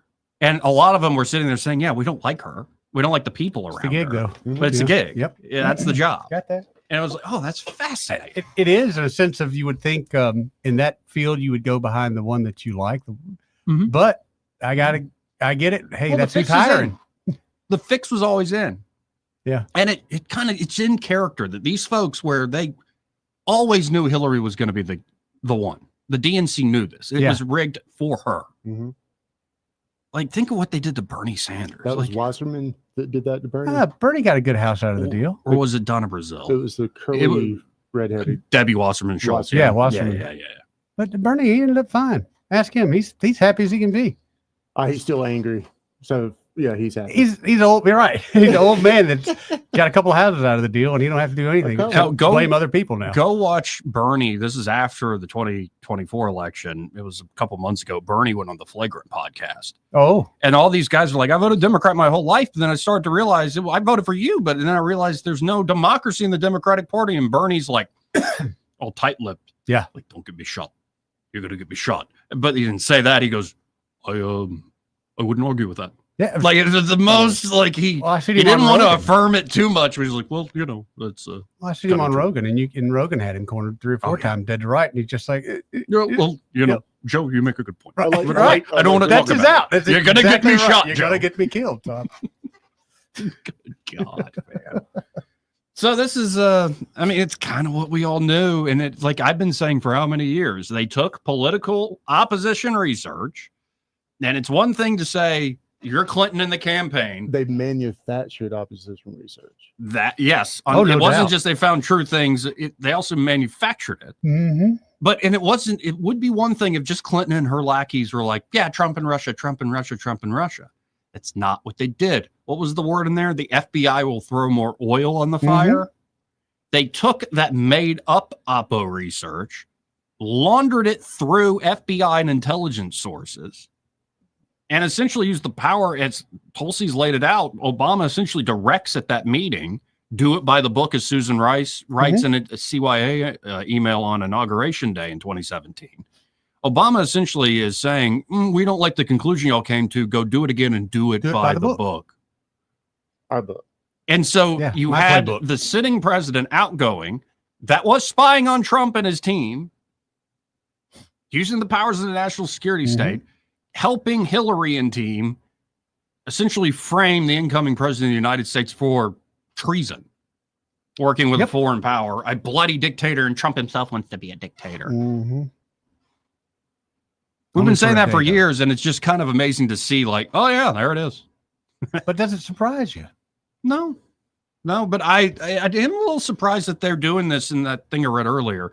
In small digestible chunks. This is not just I think the digestible part is the smart way to do that. This is not just a distraction from Epstein, but that's also not going away anytime soon. No. More and more folks are like, hey, release the stuff. Release it now. Release Ghislaine. Why do you say it that way? I want her released. I want her to go on a show. I don't care whose show it is. I'd love for somebody to get to talk to her before they take her out. Yeah, but I mean, the demand she's making for testimony with Congress, it's like full immunity and stuff. And I mean, They lie to us all the time. On the I'm sorry, I don't blame her at all. Yeah. The only difference, because I'm probably a bit of a moron, I would have let it out already. Well, not just full immunity going forward. She wants clemency. She essentially wants a pardon from Trump. Yeah. Was she going to pardon her? Like what? I mean, it depends on what she's got. I don't blame her. I'm not saying it's right or wrong. I don't blame her. If you want the juicy details, which all the American wants, there's a demand for that. Well, suddenly my price is very, very high. And you and I, the American people, we would say, yeah, pay that, pay her. I want to know the truth. But somebody that might be guilty. 272-9228. This part of the program brought to you by James Cole and Cole Plumbing. They're Cole Plumbing. They're ready to help you with any and all of your plumbing needs. Could be you got a drippy faucet, toilet that's always running. Oh, that ain't never no good. That's really actually. Especially if you got a septic tank. You're going to fill up your septic tank with clear water. Oh, Lord. Right. The humanity. This is awful. The humanity of having to clean up. This is the worst catastrophe I've ever seen. Maybe you flush the toilet and something comes up in the shower drain. That could be like tree root invasion. Could be. You have some type of blockage. Yeah, that could be really nasty. It could be. Could be the garbage disposal's broke. Could be like one of my tenants. Their child flushed the G.I. Joe down the toilet. Who hasn't been there, man? Yeah. We had to do the camera thing and went down there. And there's G.I. Joe in the middle of the pipe. Hey! Or it could be you had a massive problem like a big water leak, gas line leak. Yeah. Cole Plumbing understands that time is of the essence, and they have this proprietary pipelining technology that allows them to solve that problem without a bunch of discomfort and like mess, like drywall ripped out that you got to replace or a huge hole dug up in your yard. No, Cole Plumbing can do it with precision and expertise, or they could just help you upgrade to maybe a new toilet. Maybe it's time for a new garbage disposal. Yes.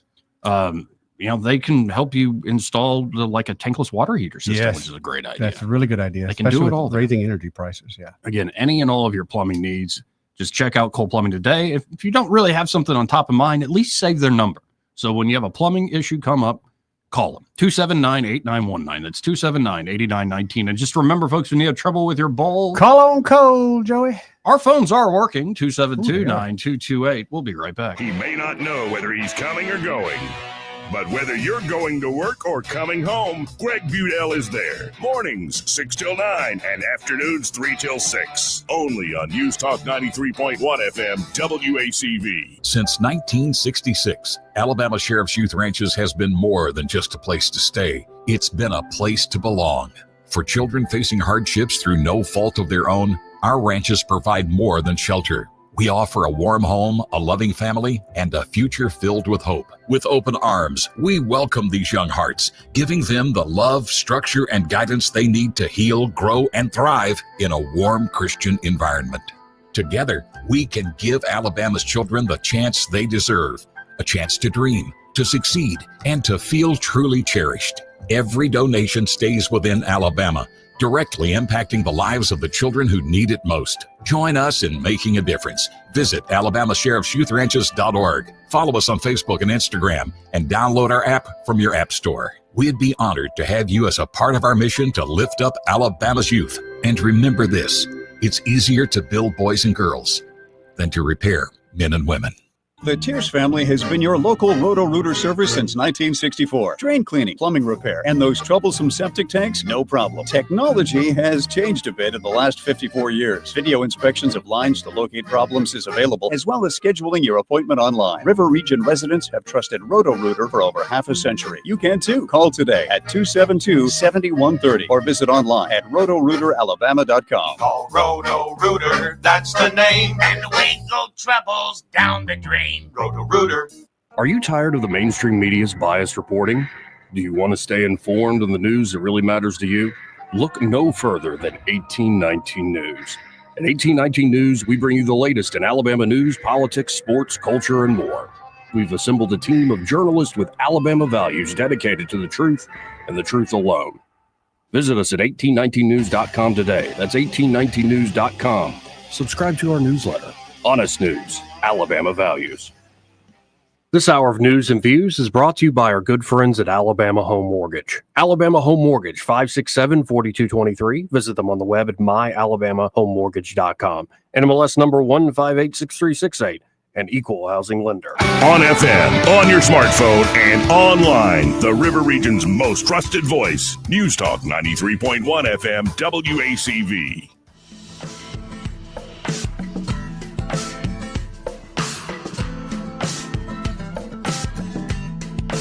Joey Clark. Welcome back.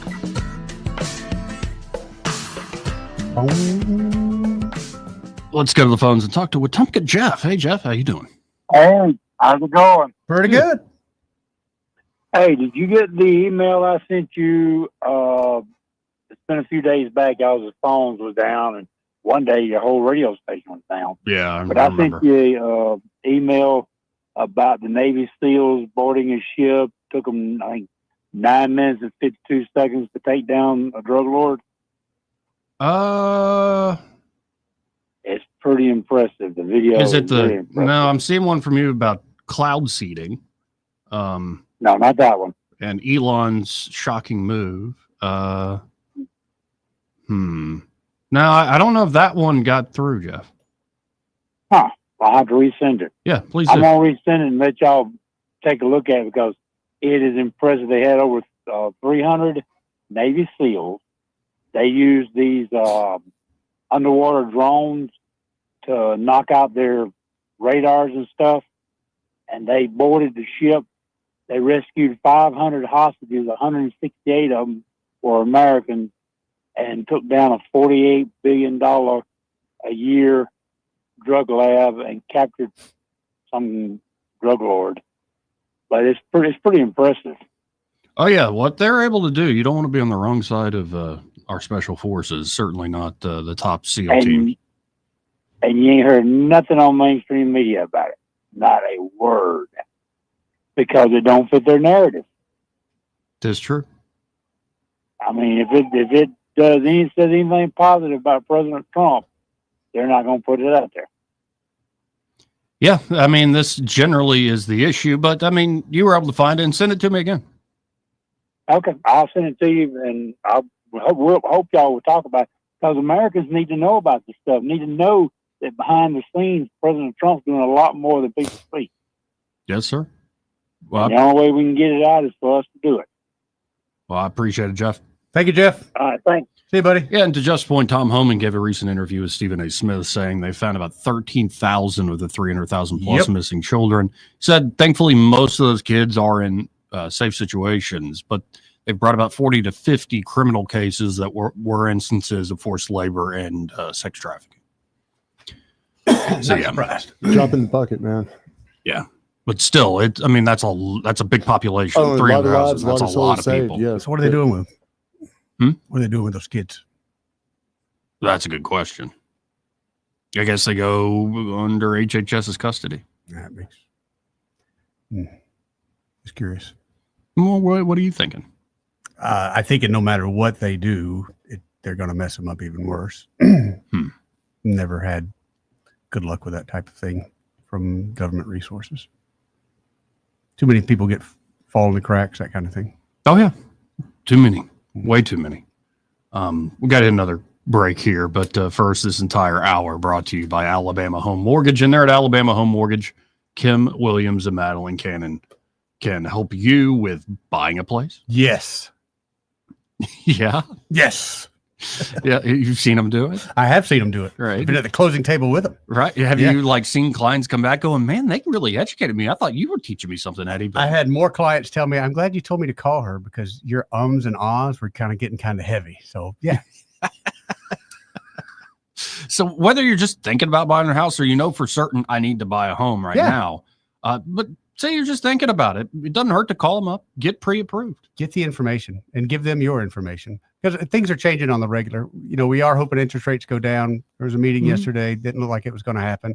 It is something in the future. But even if interest rates, let's say they go up, honestly, folks, sometimes you need to buy a house. Renting, your interest rate is 1,000%.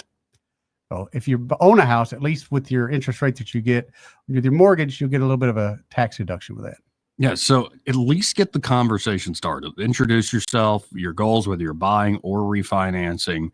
And when, say, rates move or when the time is just right, you can sprint to the finish because you've already laid down the groundwork. So check them out today. That number for Alabama Home Mortgage, 567-4223. That's 567-4223. Or you can always apply online at myalabamahomemortgage.com. There is a difference in mortgage companies. Let Kim and Madeline prove that to you today. NMLS number 1586368, an equal housing lender. Want to carry News Talk in your pocket? Download the News Talk 93.1 app from the App Store. Available on iPhone and Android. Never miss a moment. Download now. Hey, y'all, Lewis over here at the Capital Oyster Bar, located over here on that beautiful Alabama River. If you had never been here, it's easy to get to. All you got to do is get on North Boulevard and take the Louisville Street exit. No matter whether you're coming from Wetumpka or coming from Montgomery or coming from Prattville, you get down to North Boulevard, take the Louisville Street exit. It's the bottom of the ramp. Turn right 3 times, follow that to the end of the road. Sitting down here on the river, got a little bluff here we're sitting up on. We got a marina down here where you can launch your boat. You can come rent a boat. All you need is a driver's license, a credit card, a little common sense, and you can have a great day on the river. It's not complicated. You'll be able to swing it real easy. We also got an RV park. We might have a little room for you if you want to come spend the weekend with us. I saw where we were voted by the Montgomery Advertiser as their favorite seafood restaurant, so that's a real honor. Check it all out, CapitalOysterBar.com, our Facebook page, see what's going on. Some great food. See you soon. Come hungry and bring the whole family with you.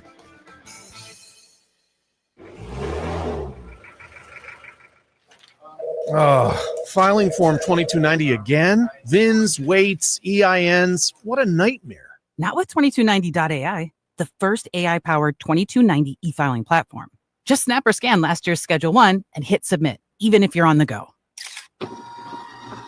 Wait, with just a photo? Yep. Our smart platform reads, validates, and files it in minutes. With real-time AI checks and instant Schedule One delivery, you can stay road ready and file fast.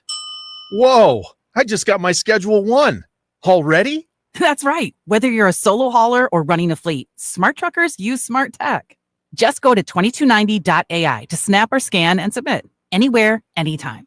Powered by ZenWork. Use code RADIO at checkout for 20% off your first filing. Only at 2290.ai. That's 2290.ai with code RADIO at checkout for 20% off. 2290.ai. Hi, I'm Jane Ray, account executive with Blue Water Broadcasting. Why should you advertise with us? Radio is an active medium. It can create immediacy, driving shoppers to a specific store, brand, or to take a specific action. Radio ads engage with the audience in a personal and unique way. Contact me, Jane Ray, by going to bluewaterbroadcasting.com to find out more. Blue Water Broadcasting, local folks helping local business. The Rich Thomas Weather Network, brought to you by Alabama Wholesale Lumber. Alabama Wholesale Lumber, the best quality building materials in the river region for decades. From common builds to special orders and local delivery. Call Alabama Wholesale Lumber. Rich Thomas Weather. Well, hi, everybody. Not much new to tell you. The heat advisory remains in effect at least through today. Dangerous heat indices 105 to 110. Actual high temperature at least in the middle 90s. Lows at night in the mid to upper 70s. There will be scattered to numerous random showers and thunderstorms on the radar here and there. Not every town will get one. Some of the storms could be strong. They fade out at night, and that risk will continue right on through the weekend. Perhaps a little break in the temperatures by about Sunday with highs in the 80s. From the Blue Water Weather Center, this is Rich Thomas. WAKA Action 8 News has brought you the River Region's first 9 p.m. news since 2007. Now you can watch Action 8 News at 9 on the Montgomery CW. Want to know where to find it? Go to Channel 22 with your antenna, DirecTV or Dish Network, Channel 14 on Charter Spectrum, Channel 7 on C Spire, and Channel 19 on WOW. Get your Weather Authority forecast, lace up sports coverage, and your local news. It makes a difference where you get your 9 p.m. news. Watch Action 8 News at 9 on the Montgomery CW. This hour of news and views is brought to you by our good friends at Alabama Home Mortgage. Alabama Home Mortgage, 567-4223. Visit them on the web at myalabamahomemortgage.com. NMLS number 1586368, an equal housing lender. When news happens, you'll hear about it first. The River Region's most trusted voice. News Talk 93.1 FM WACV.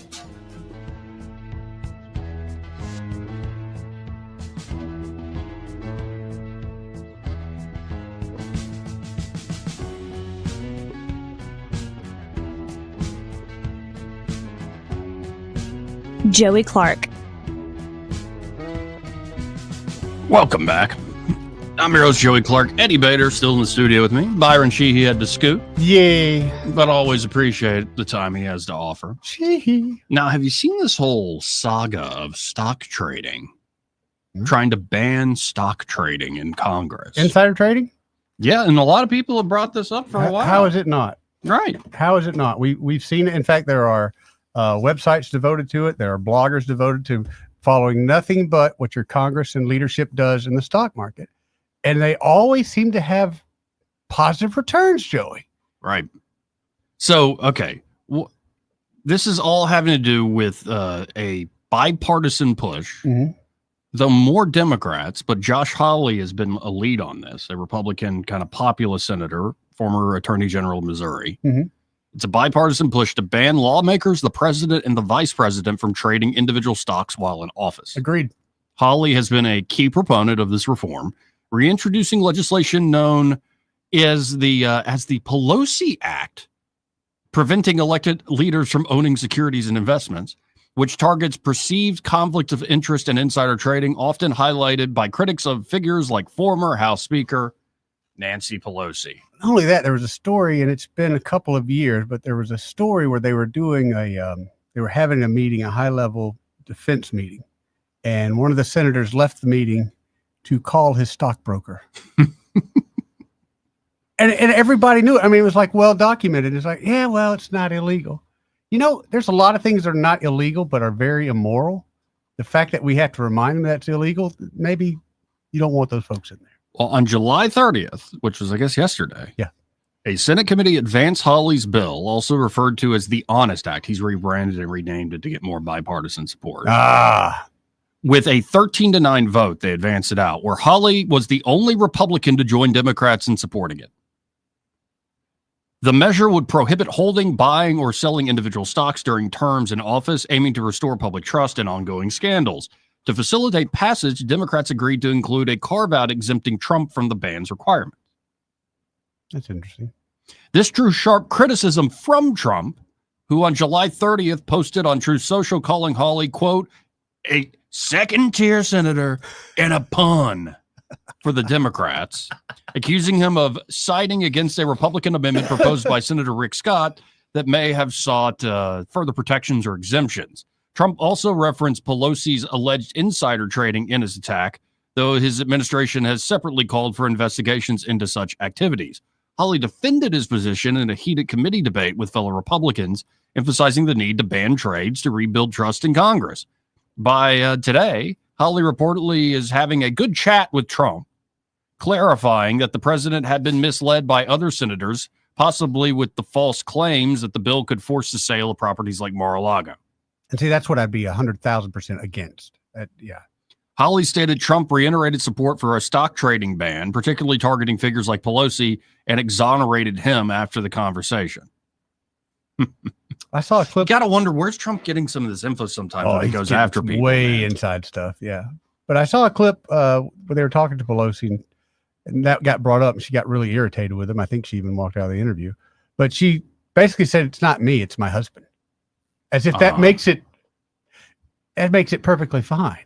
I don't know where he gets the information from. Right. It was just my... And then she ended up saying that it was a Trump supporter that came and beat up her husband that time. In that same clip, she said it was a Trump supporter that came and beat up her husband, not the homosexual lover her husband had, but it was a Trump supporter. I see, but that's just a conspiracy theory. It wasn't. They really arrested the guy, and the cops said, hey, he was butt naked. And yeah, but he was a known nudist.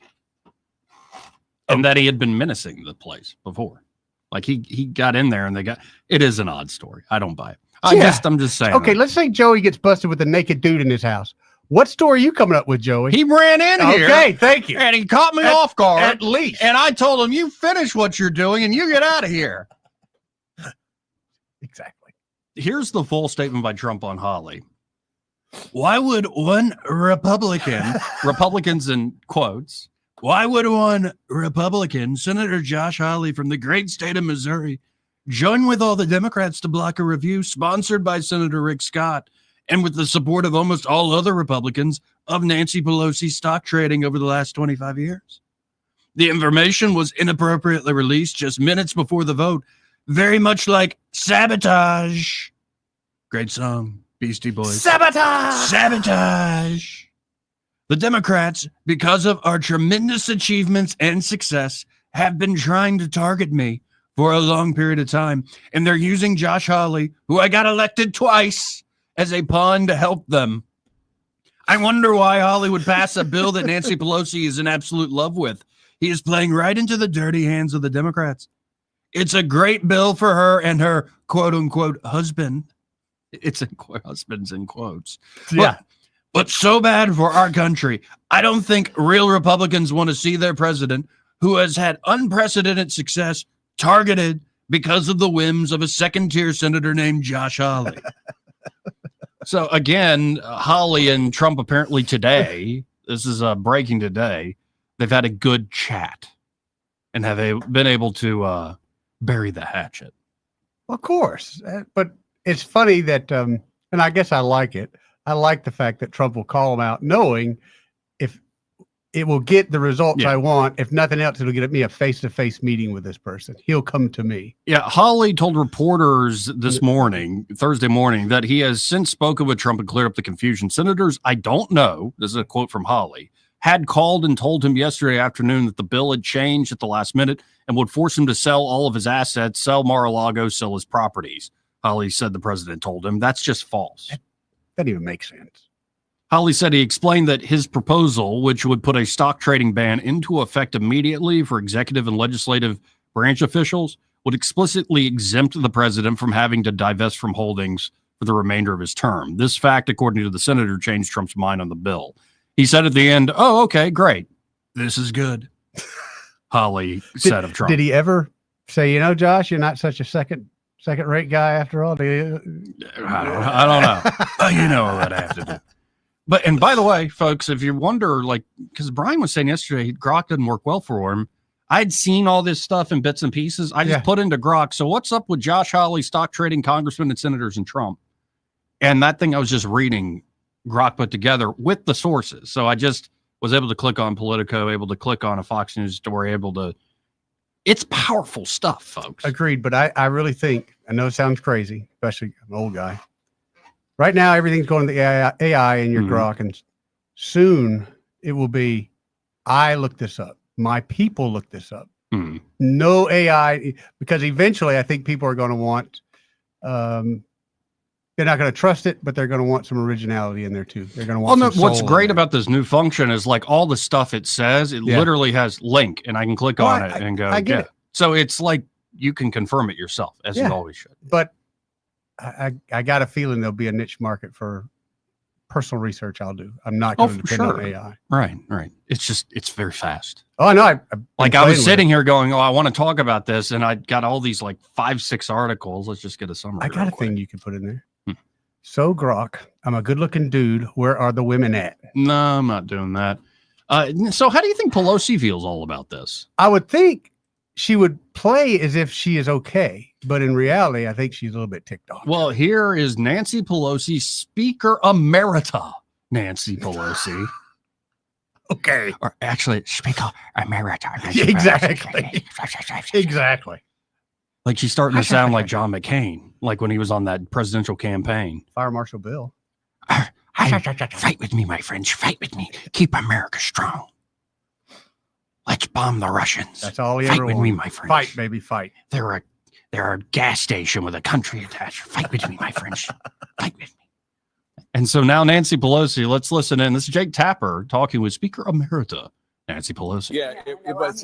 Let me just read what he said. I'm sorry that we had some sort of technical issue. Nancy Pelosi became rich. Why do you have to read that? We're here to talk about the 60th anniversary of Medicaid. That's what I agreed to come to talk about. Yeah, but I and wanted what that means in the election. I wanted to give you a chance just to respond. He accused you of insider trading. What's your response to that?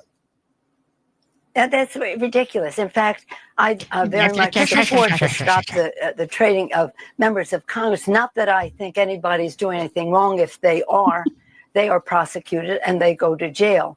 But because of the confidence it instills in the American people, don't worry about this. Don't worry about it. But I have no concern about the obvious investments that had been made over time. I'm not into it. My husband is, but it isn't anything to do with anything insider. But the president has his own exposure, so he's always projecting.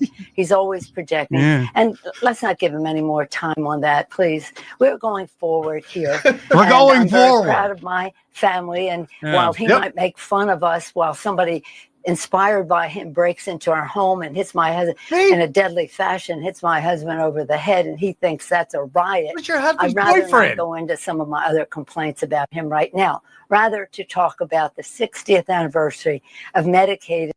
That's the clip I saw. Wow. Because what she was supposed to talk about, it was the very end of the interview after she bashed everything and said, I'm not going to bash everybody. I'm here to talk about this. Oh, wow. So what a big old mess. I would love to see something done because initially I'm like, no, Trump's shot himself on the foot on another populist issue. But it seems like it's been cleared up. If it was honestly, and I didn't know it was that way either. I don't blame him if the fact was that he would have to divest. No. Right. Well, and I want to know who these other senators are. Was it That's Lindsey? me. Was it Lindsey? That's me, Joey. Spill the tea. Wonder who else is on the committee. We need to see a lineup and we can maybe guess. Oh, I bet we can. Anyway, this part of the program brought to you by Pest Pro Services, and they're at Pest Pro. Ashley and that great team are ready to help you with any and all of your pest control needs. Now, that could be basic pest control protection. That could be termite protection. Should be termite protection. You could add to that mosquito protection. Should be mosquito protection this time of year in Alabama. Maybe you want some treatments for ticks, for fleas. Yep. That's a good idea. They can do that in Alabama. And they have this new monthly subscription model. So you can start with the basic package of basic pest control, but then add all those things I just mentioned, and you're talking about like a water bill. Exactly. It's very reasonable. It helps you budget. And, when you're working on your property, you need that power bill, the gas bill, like you got to do upkeep on your property. Part of maintenance, that's right. And so to have something essentially structured in a way where it's just part of your overhead of upkeeping the property, it's easy to budget for, I'll put it that way. And it's not just easy to budget for. They do great work. Yes, they do. So no guesswork on what you got to pay and no guesswork about what will happen. Will they actually get the job done? Yes. Whether you're, again, preventing those termites, the mosquitoes, the fleas, the ticks, or maybe you got sugar ants. You left something out in the kitchen. You got all sorts of stuff. Or fire ants. And you worry about the kids getting into them. They can help you with any and all of those issues when it comes to keeping your home protected from those nasty, nasty pests. Y'all check out Pest Pro Services today. You can always learn more at ppsriverregion.com. or search for Pest Pro Services on the Book of Faces, or just call them direct, 265-9990. That's 265-9990. When you want to know, call a pro, Pest Pro Services. And be sure to tell Ashley and that great team that Joey and Eddie, those fellas on the radio, sent you. Jeff Dice should be calling in just a moment. Broadcasting from the Riverside Chevrolet Master Control Center, this is WACV Cusada, News Talk 93.1 FM. When it's Chevy, it's Riverside. With SRN News, I'm Jason Walker. President Trump plans to reestablish the presidential fitness test for American youngsters. The program, created in 1966, had kids running and doing sit-ups, pull-ups, push-ups, and more.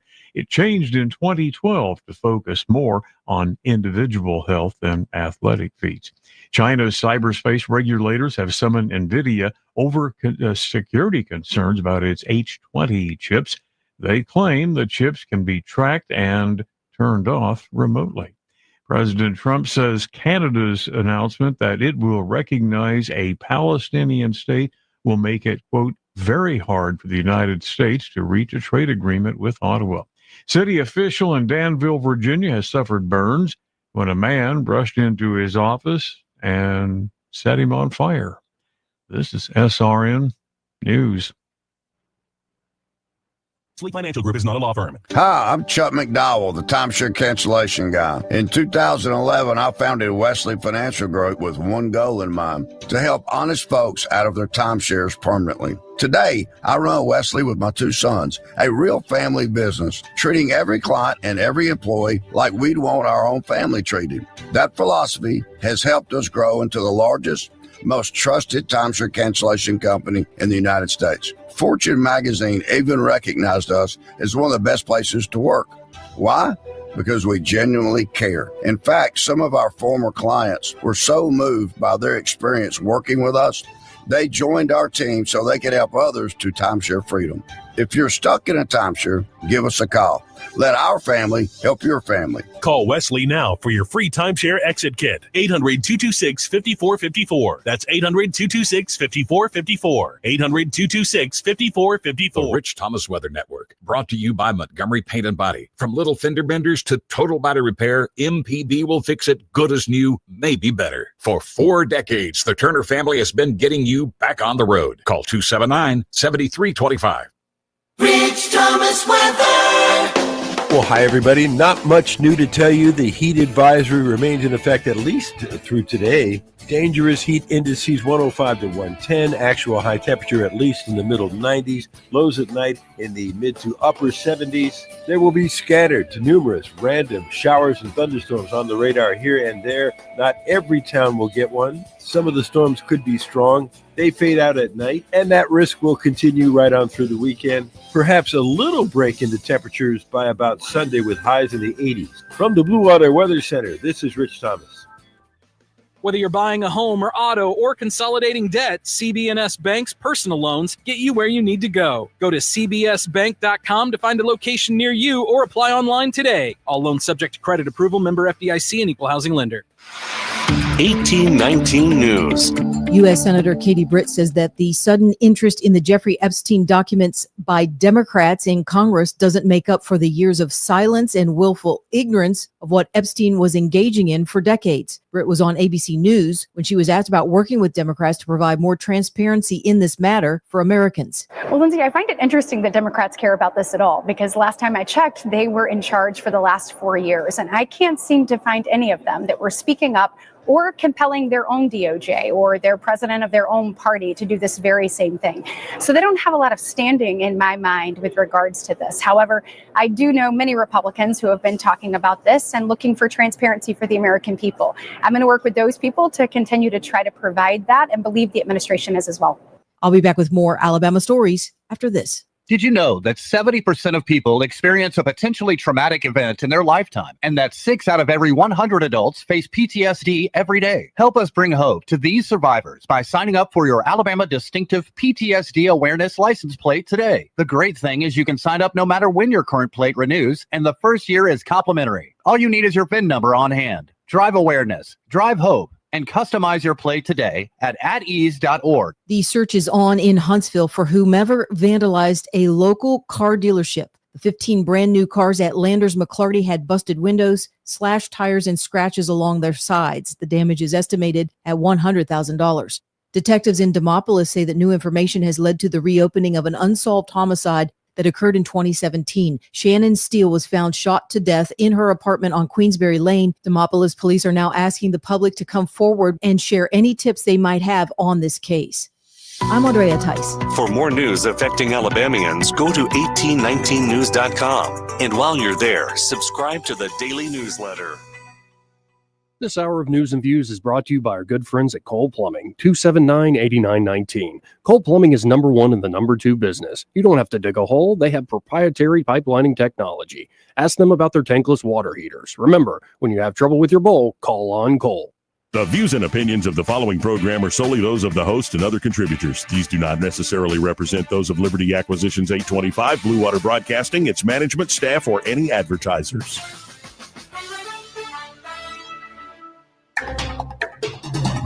It's time for Montgomery's conversational radio show. It's News and Views on News Talk 93.1 FM. To join the conversation, call 272-9228.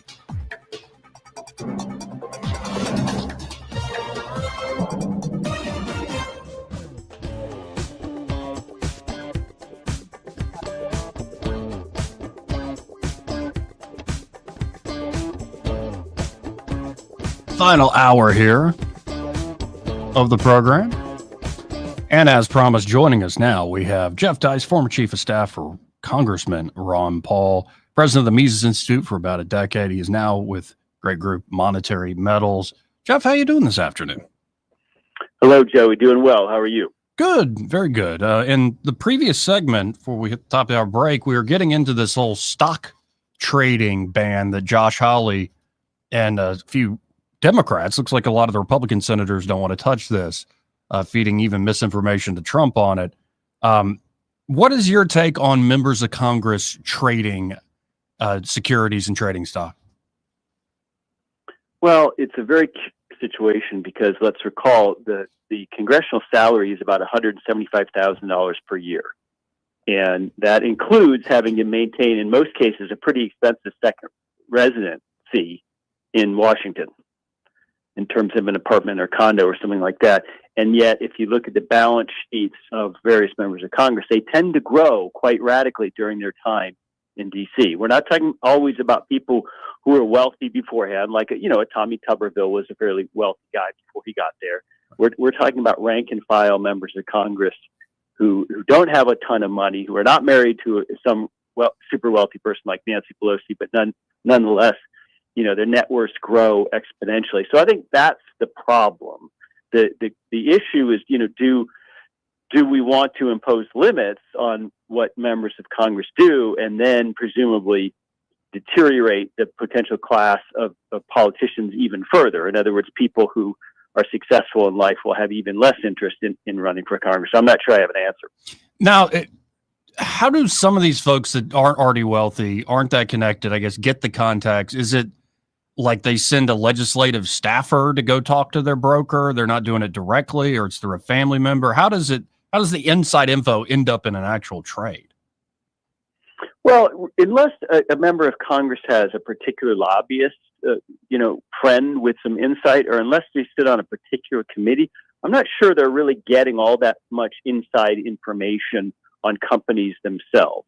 What they are doing is controlling the regulatory landscape oftentimes, and so that could indicate that a particular industry or a particular company is going to get hit or is going to get some sort of relaxed environment going forward. And that would really be the way to make money doing this. Now, if you look at the congressional disclosure schedules, which every member of Congress is required to turn in annually to the U.S. House, they're very broad categories as to the amounts that they own and what kind of investment. They actually don't list individual stocks on that. They would check a box that says like equities, and then they would check another box to say I have between 1 million and 5 million, something like that. So they when you read a report about Nancy Pelosi, for example, and her particular stock portfolio, that's because a reporter has gone a little deeper than simply the congressional disclosure report. So we don't really know what all these guys and gals own. But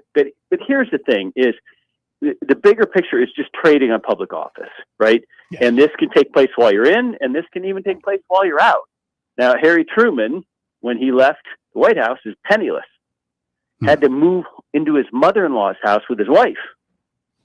And he was offered by several companies an opportunity to sit on their board in exchange for pay. And he said, no, because the only reason you're offering me this is because I was the president, and that would effectively be profiting off or trading off the office of the presidency. Now, fast forward to, let's say, Barack Obama, there's a slightly different tone today, shall we say. And the Obamas, Barack Obama is famous for having gone to I believe it was 2000 Democratic convention and having his credit card bounced when he tried to rent an automobile. And yet, fast forward 20 years and they're worth $100 million. And a lot of this it's not necessarily because they traded stocks. It's because they traded on the office of the presidency to get things like book deals, to get things like speaking deals. So, what is it that we're objecting to? Are we objecting to that they have inside stock info, or are we objecting to the fact that they use their broader office to basically enrich themselves? Well, and it is a bit of a Gordian knot, because I often hear more your true lefties and like your Bernie types saying, we got to get money out of politics. And I'm like, that's great, but how are you going to get politics out of money? And it seems like this is just sort of the nature of having a big government with a bunch of special interest and control of that government. And it's bad now. And I didn't know that about Truman. It's pretty cool that he actually stood by his principles in that regard. But I'd imagine, say, the so-called Gilded Age, as you head into the early 20th century, like what made Congress seemingly run was sort of the corruption and graft off using power.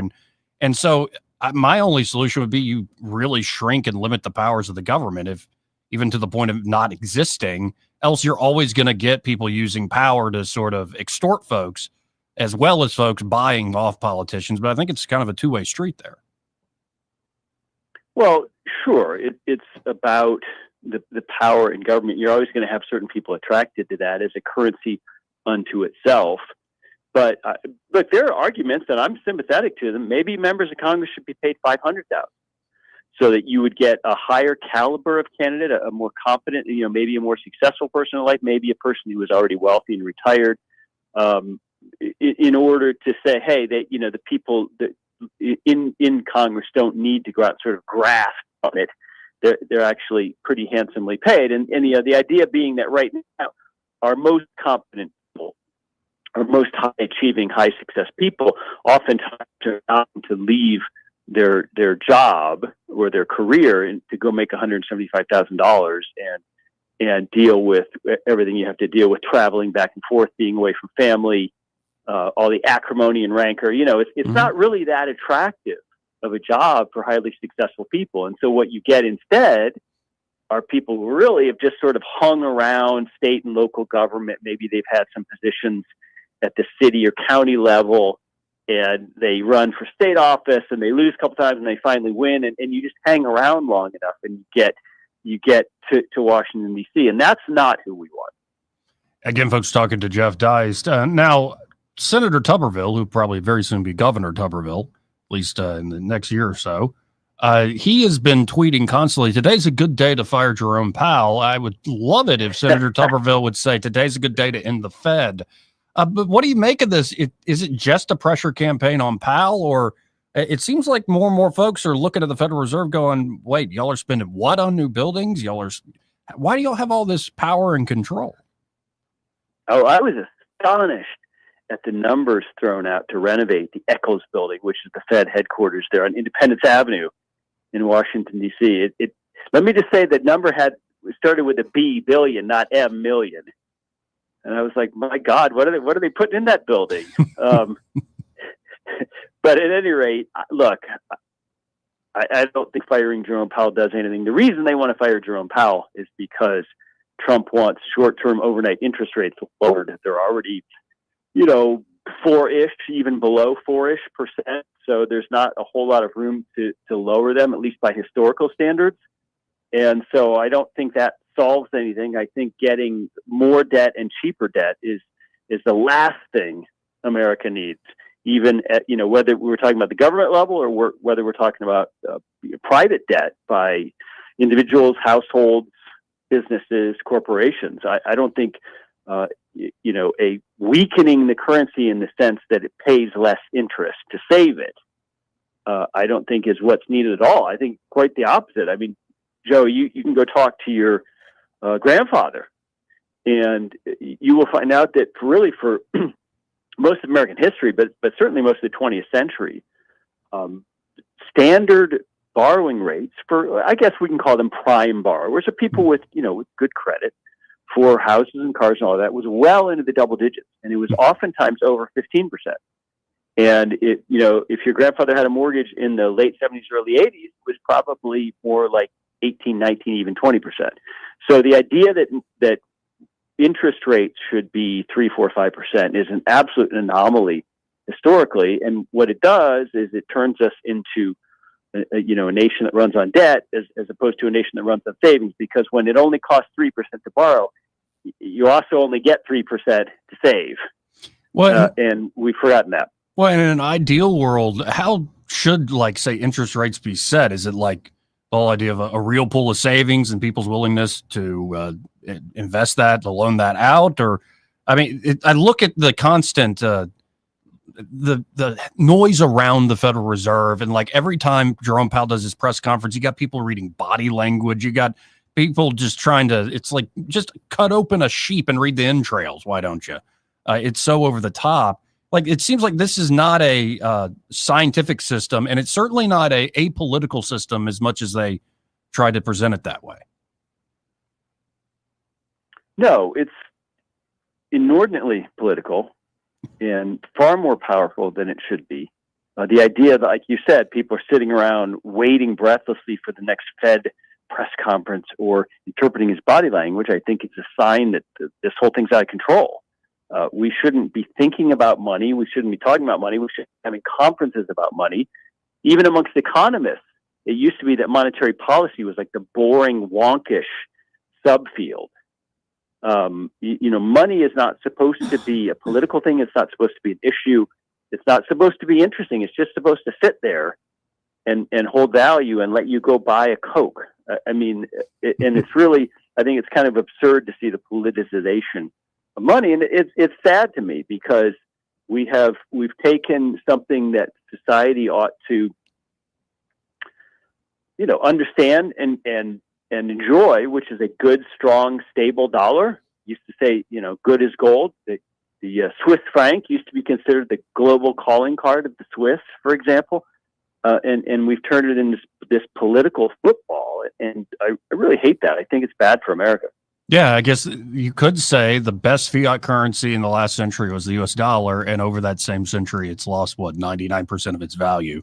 And and that's, I guess, why people want more and more debt. And who benefits from all this? Because it's obviously not the average person. I think it really hurts, say, the Main Street economy, especially in the long run. Who are the folks that are so hooked to the system? Though you did mention private debt, and maybe that's everybody's hooked because that's the only way to get by. Well, generally speaking, it benefits what we call asset prices at the expense of consumer prices and saving. So when we're talking about asset prices, we're talking about the percentage of the country, the more moneyed folks in America who tend to own lots and lots of equities and lots of real estate and lots of similar investment type capital, as opposed to the average person who owns very little of that and is relying on their paycheck basically to get them through their monthly requirements for rent or mortgage or food and their kids and all that. So basically, I mean, if you had to speak very broadly, having low interest rates it benefits the asset holding class, the class of people who own equities and who own companies more than anything, because there's just not a lot of competition out there. You can't go out and just save money as easily and make anything off of it. So you're more likely to either spend it or invest it in their company. So I think on the whole, low interest rates they're characterized as being good for the little guy because, gee whiz, you have to go out and borrow money for a car. But I don't think in the long run that's true. Now, shifting gears here, are you excited to get your hands on and read Kamala Harris's new book about her campaign? No. I have less interest in that than, let's say, a book by Ellen DeGeneres. It seems like what is this? Is this just another payday like we were talking about earlier? Like write some crappy book. She probably doesn't even write it.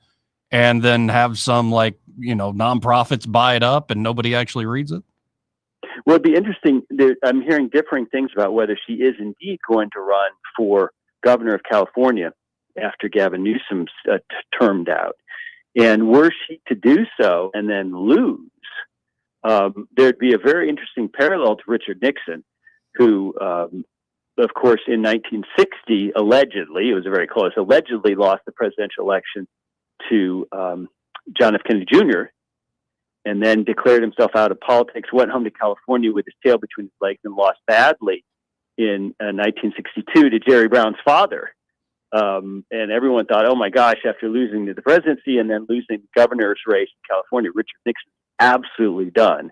And only 6 years later, he had a huge victory in 68, an even bigger one in 72. So as much as I would love to consign Kamala Harris to the dustbin of politics, stranger things have happened, Joey. She might reemerge as the Nixon of our age.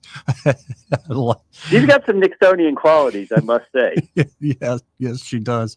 And, another thing, have you seen, and I love asking you questions about architecture, have you seen the Obama library, this monstrosity that's being stood up? Like, okay, y'all have made a bunch of money off the name ID, and that's what you build to commemorate your legacy? What the heck is that thing? Well, it looks like an urban supermax prison. Yeah. But it's brutalist architecture, and I think that's about right. There's a lot of the progressive movement is basically a certain digit that's in the middle of your hand, to all things tradition, all things beauty, all things human. I don't know what else to say because it surely cannot be unintentional. Well, and because there is a pattern to this, so much of the new artwork being stood up in the cities is it's objectively ugly. And yet they somehow sell it as like, oh, this is art or it's avant-garde. And it's not a good sign for the direction we're going in. There are so many red flags out there. But when I see this is the new public art display, it's often horrifying, or it's just like a weird misshapen mass that's like, I don't even know how to make heads or tails of it. Well, I mean, these libraries are boondoggles and they're vanity projects for giant egos. I mean, George W. Bush has one. Bill Clinton has one. When you think of, let's say, men of letters, Bill Clinton and George W. Bush do not immediately spring to mind. And that's okay. Who says you have to be a big intellectual to be a president? You don't. But this idea that the political phenomenon behind them has to be studied. I mean, at least arguably, Barack Obama was an intellectual guy, went to Harvard, all that. He's also the first black president, so there's some historical context there. But I'm suspicious of the claim that these are funded privately. I think first and foremost, they take up a lot of real estate wherever they are, and then I have a feeling that NGO and nonprofit money, which is not that private, which is actually funneled through government, ends up going a long way in these projects. And one other thing that has been on my mind, I was kind of asking the other day, why don't we have more Elon Musks? And I don't mean the exact, all the flaws and the things that go on with Elon that are a bit of a package deal, as Darkseid with his ingenuity, but like more, say, titans of industry, more innovators that are doing it for the love of the innovation. It seems like we don't have as many folks like that these days, or at least they're not as well known and certainly not celebrated. Yeah, it's strange preoccupation of our age. We have a love-hate thing with the wealthy. I mean, let's face it, America is a celebrity-addicted culture, and we tend to elevate some people who are, athletes, movie stars, singers, that sort of thing, who are oftentimes behind the facade, not very great people. But we don't love what, almost the modern-day robber barons. We see, I think a lot of people see Elon Musk as someone who's too wealthy. The billionaires shouldn't exist. Right. You hear that all the time. And, the idea is that they have $1 billion. Well, they don't. He has a net worth on paper of billions of dollars, depending on the current share price of his Tesla and SpaceX stock. And that could go way down or it could go way up. But I would say that if you take a modern day billionaire, Jeff Bezos or an Elon Musk, their day-to-day life is a lot more like Joey Clark's life. Yeah. Look at a computer, drive a car, have air conditioning, hot and cold running water, versus 200 years ago. The difference between the wealthiest person and an average person. That average person would have been working outside on a farm, in a field. They might have been working in a factory. I mean, there was just a lot more of a physical difference. So I think people are too focused on the number of zeros and commas in people's bank accounts. And they're not focused enough on all the things that basically the modern economy and its deflationary effects have made available to all of us that used to be incredible luxuries like air conditioning and hot and cold running water and computers and cars. So, this billionaire envy thing is misguided. Well, and I like Walter Isaacson's biography on Musk is fantastic because it does show a lot of the warts and oddities to the person and his psyche. But like whenever I see folks really over the top, like billionaires shouldn't exist, in particular throwing at Musk, I always, for some reason, think of like Ayn Rand's Anthem. Like I go back to just full on Randian, like great man, the single individual innovator against the collective. And maybe it's always, that's the pattern that certain people progresses forward and yet they're still labeled the bad guy. But I would like to see more of them. And I think Peter Thiel's been on this kick. We need more ticker tape parades for great men and innovators as opposed to, everybody knowing Kim Kardashian's name. Yeah, and especially in areas like science and medicine, where if you read Peter Thiel, he will tell you that most of our scientific advancements in the West, and particularly in America, in, let's say, the last 50 years, have basically been digital computer science. Yeah. In other words, we've gotten much better at the digital sphere, at compressing files and data and moving data instantaneously and all that. But when you look at the physical world, the world of turbines, the world of aircraft, the world of sewage, the world of energy production, all these things, you could argue that the pace of improvement is really kind of stalled. Yeah, and I think it has, and the virtual world wasn't as regulated, and maybe some of that was by design, and some fears out of, especially what nuclear power could bring. But I've taken too much of your time. Always appreciate your time. If folks want to check out what you're thinking about, what you're up to, how can they do so, Jeff? Please just find me on Twitter at Jeff Deist. Well, appreciate it, Jeff. We'll do it again soon. Thank you, gentlemen. Bye now. Again, folks, Jeff Deist, always appreciate his time. Like I said, very insightful fella. And, we read a lot of the same books. I think he reads more than me, though. Do you read any books, Eddie? Mm-hmm. Yeah. Yeah? Yeah. What's the last book book read you this read? one over here that our buddy wrote. The last one I read was that Airbnb, how to, I forget the name of it, basically how to be a successful Airbnb host. Oh, I read it, and a lot of it was common sense, but guess who's a very successful Airbnb host now? So yeah, it's working out. Yeah. By the way, I was trying to keep my cool as Jeff and I were talking because there's a clip making the rounds now. Yeah. An old lady fell today in Congress. Oh, boy. Elizabeth Warren busted it, knocked down one of the Senate desk on the floor and like fell back on it. Looks like she's okay. Like it's just more embarrassing and not injury. Well, that's embarrassing. It was like, I don't even stage as well. Like she leaned on the desk and there she goes. And I think, was that Teddy Boy ran to her aid? How long did it take for somebody to go scoop her up? No, it was pretty immediate. And I think I'm looking at it here real quick. I think it's Ted Cruz who ran to her aid. Yeah, good on you, Ted. I don't know. Anyway. I learned a little bit more about Ted than I wanted to in the old Tucker. That Tucker interview was revealing. Very much so, but not just for Ted, but so many people that have kind of sworn their allegiance to us and other countries that are in our leadership. Well, we got to hit another break here. Let's break. But first, yeah, this part of the program brought to you by Josh and Leslie Ryder, their Dylan Rings. Again, go check out the inventory showcase on Facebook. Just Dylan Rings on Facebook. Those earrings. Those earrings are beautiful. I like to imagine someone on the beach, those earrings on and getting the whole wedding on the beach. Although I mock that all the time, I think it's one of the most beautiful things you can do. Is get married on a beach, especially around your friends. Yeah. Oh yeah. Especially with the dangle earrings. That's what I mean. It's That look just, and they move and they bring different light and wind. And they'd be beautiful.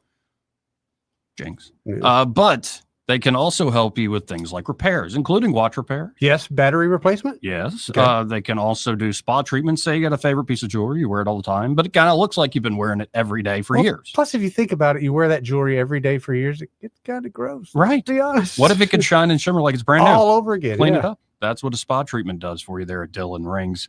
They can also do appraisals. Maybe it's been a while with inflation and stuff. Like you might have got a gift or you inherited something. Yeah, worth checking that out. Yep. And of course, they buy old jewelry, gold, silver, platinum, especially stuff you just got laying around you don't care about. You almost forgot about it sitting there in the drawer. They can buy that off you. And then, of course, custom design work by Josh. That's where they really specialize. Man, that guy is awesome. Mm-hmm. Well, and little secret, a lot of other places send him all their repair work. Yep. He's that good. I shouldn't even be saying that, but it's kind of an open secret. Yeah, I mean, it's true. He's just that talented. Yep. And so it's not just the repairs. Like, say you really want to pop the big question, you want a unique engagement. Mm-hmm. Or maybe something fun to just commemorate somebody. Like it's a special anniversary and you want to get like a special watch for somebody. Oh, that's a good idea. Like somebody's retiring, for instance. Gold watch. Like whatever the occasion, whatever the reason, he can do custom design work that is second to none. Y'all get by there. That's, again, Dylan Rings, 119 Brown Springs Road here in Montgomery, just off of Atlanta Highway. And be sure to tell Josh and Leslie that Joey and Eddie, those fellas on the radio, sent you. He may not know whether he's coming or going, but whether you're going to work or coming home, Greg Budell is there. Mornings, 6 till 9, and afternoons, 3 till 6. Only on News Talk 93.1 FM, WACV. Hi, this is Bo Goodson with the Goodson Group with your Real Estate Minute. So far this year, over 2,600 homes have sold and closed in the River region. 55% of these homes sold in 60 days or less, and sellers are receiving close to 98% of listed price. Over the last year, average prices in the River region have increased over 10% from last year. We do have more inventory now to show buyers before they purchase. There are homes in all price ranges available for buyers interested in moving. As a seller, it's a great time to sell through a realtor and gain access to many buyers, not just one or two. If you are a buyer, having more homes to pick from give you better choices before you buy. Our market is now more balanced between a buyer and seller market than we've seen since 2019. Get the facts, see the inventory, get a great local lender to help you, and an agent that's going to look after your interests. For all the facts, call Bo Goodson from the Goodson Group, 221-2883 or 551-0225. Hi, it's Jonathan Cotton with the Good Feet Store. When your feet aren't properly supported, it can affect your whole body, your back, your ankles. You might be thinking there's no way something as simple as Good Feet arch supports can help me. Well, that's exactly what Bill thought. My feet would just ache, my back would hurt, my ankles, everything just hurt. And I'd seen the commercial several times before I finally said, I'm going to do this. And I'll be darned if it didn't work. I feel a million times better than I ever did. Visit the Good Feet Store for a free fitting and test walk. If you want to live free from pain, come visit the Good Feet Store and take the first healthier you. Wendy's experience might inspire you too. Since wearing my arch supports from the Good Feet store, my back pain is gone and my feet don't hurt as much. And as I look into the future without pain, I see myself being even more adventurous, joyful, and full of possibility. Visit goodfeet.com to book your appointment today. This is David Ernest from the Health and Wealth Show. We like to cut up and have fun, maybe poke a little fun at some politicians. But we don't take ourselves too seriously. One thing we do take seriously is your personal finances and your plans for retirement. You can tell by listening, we're a little different. Yeah, we like to have a good time on the radio, but we're dead serious about your financial future and helping you achieve your goals. At Ernest Financial, we're committed to giving you the attention you need. We don't treat you like a number. You're way more important to us. At Ernest Financial, it's about helping you today and preparing you for tomorrow. People call us who are on the verge of retirement, and they know they need a plan for the future. No matter where you are in life, Ernest Financial will help guide your every step towards retirement. Give us a call and let us show you what our individual customer attention can do for your future. Concerned about your retirement? Call David Ernest toll-free at 833-596-7233. That's 833-596-SAFE. This hour of News and Views is brought to you by our good friends at Cole Plumbing, 279-8919. Cole Plumbing is number one in the number two business. You don't have to dig a hole. They have proprietary pipelining technology. Ask them about their tankless water heaters. Remember, when you have trouble with your bowl, call on Cole. I'm Jim Smith with Adams Drugs, and what our customers say about our business is the most important advertising tool. I'm here with Ronnie Taunton, who is a longtime customer of Adams Drugs, moved away for 3 years, and came back to town recently. Ronnie, how easy was it to move your business back to Adams Drugs? Jim, it was very easy. All we did was make a phone call to the store in Prattville. That's where we live now, and they took it from there, and I didn't do anything else. What has your overall experience been like here at Adams Drugs? Well, we are glad to be back with Adams. We've had quite an experience in some towns we lived in, and they have great service. You can tell that the employees are glad to be there to serve you, and I couldn't ask for any more. Whatever formula the Vinson family has, they need to keep it in a safe place because it's certainly working. Come into any of our 12 Adams Drugs locations. Visit us at adamsdrugs.net to find the location nearest you. Adams Drugs is your independently owned Health Mart pharmacy. Health Mart, taking the time to listen and care. Rich Thomas Weather is brought to you by McPhillips Schimbaum. My name is Aaron Luck, a partner with the law firm of McPhillips Schimbaum. If you or someone in your family has been seriously injured by the negligence of someone else, call me directly. 262-1911. Rich Thomas Weather. Well, hi, everybody. Not much new to tell you. The heat advisory remains in effect at least through today. Dangerous heat indices 105 to 110. Actual high temperature at least in the middle 90s. Lows at night in the mid to upper 70s. There will be scattered to numerous random showers and thunderstorms on the radar here and there. Not every town will get one. Some of the storms could be strong. They fade out at night, and that risk will continue right on through the weekend. Perhaps a little break in the temperatures by about Sunday with highs in the 80s. From the Blue Water Weather Center, this is Rich Thomas. Budget Floors and More has the best prices. Carpet as low as 69 cents per square foot. LVP starting at $1.29 a square foot. Sheet vinyl as low as 65 cents per square foot. And the lowest prices on flooring installation supplies. Budget Floors and More across from Delray to Publix. The premier place the River Region turns to for news, weather, traffic, and opinion. News Talk 93.1 FM WACV.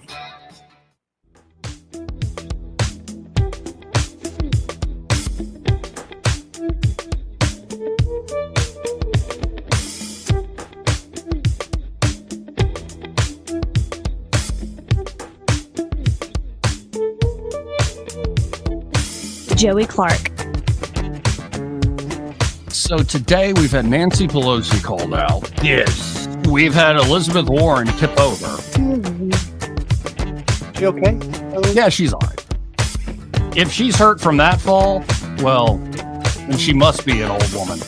She is, Joey. Yeah, but like really old women, you know. It's one of my favorite Norm jokes where he's like, I went and saw my grandma and like she had this big bruise up and down her arm, like yellow and purple bruise, just all covering her arm. And I'm like, Grandma, what happened? And she goes, the wind. And I think that you hit a certain age where Okay. you're just going to bruise and Yes. like somebody like just grabs you a little bit, not even hard. And I get them. I get the old man bruises now, Oh, you especially already- on my hand there. I'll hit it's the already door or something. happening? Yeah. Mm. And I used to think older people had thin skin. That's why they were bruised. And Yeah. No, it's just because you're old and you're klutzy and you hit stuff. It's not pretty though. Okay. Old people bruises, and I get them, talking about myself, they're uglier than just a normal bruise. I mean, like they get all the color and everything. And they don't go away for a while. Yeah. It No, sucks I'm getting hitting old. that age where I'm starting to get like weird stuff, like I mean, freckles and hurt my tags ribs. and yeah. I got them when I was like 2, but you hurt your ribs sneezing sometime. What do you That's mean you coming. got them when you were like 2? Freckles. Oh no, I've had freckles, but like as I get older, like the red freckles and the moles and like Oh yeah, the holy molies. yeah, like it's Yeah. just Yeah. you're gross. You start expiring, You do. right? You do. It's And just you realize disgusting. there's other things living off of you. And then hopefully, you can win a popularity contest, get elected to office, and people kind of, kiss your butt, even though you're gross. I'd and rather you're hit the expired. lottery. I would rather hit the You'd lottery. rather hit the lottery. You don't want to be a senator of the United Nope. States. Nope. You don't want to I be a member of Congress. Nope. Hmm. Nope. Nope. Let's go to Soldier Boy. Hey, Soldier Boy, how you doing? Drop down and give me 10, Joey. And big boy, you need to do 20. 20 10 what? 20 what? ounce curls. 10 push-ups are easy, man. Yeah, go ahead. Not Eddie thought it was 20 trips to the Golden Corral front door there. That's right, buddy. Actually, I'm not a fan. Their food doesn't have no seasoning on it. Not I real think big it has fan. too much salt and seasoning. Salt, Hey, who's yeah. the guy who's the senator that Ted Cruz that caught her? Yeah, he's the one who ran over to her and helped her up. I used to be a big fan of Ted Cruz until he kept pushing and pushing about the Patriot. Was it the Patriot Bill? Patriot Act? Mm-hmm. Patriot Act, which took away a lot of my freedoms. Yes, it and did. liberty. Yeah, but I don't know if Cruz was there when they passed that. Oh, I thought he was. Oh man, You sure? he No, was a- 2001. Now, there's Oh, been he- yeah, reauthorizations and stuff like that, but I think he was like a Solicitor General or something for Texas at that time. Maybe. The, You're right. the last time they renew, what do they do? They renew it every 4 or 5 years. Because I remember him like a trumpet player in a band going up and down the street talking about the Patriot Act. Oh, we need it. Yeah, it No, might have been on they- one of the renewals. When we have to give away our liberties, some of our liberties and freedom, just to feel safe, something's wrong. We need to Agreed. look a little deeper what the problem is. Because that Patriot Act, man, oh, man.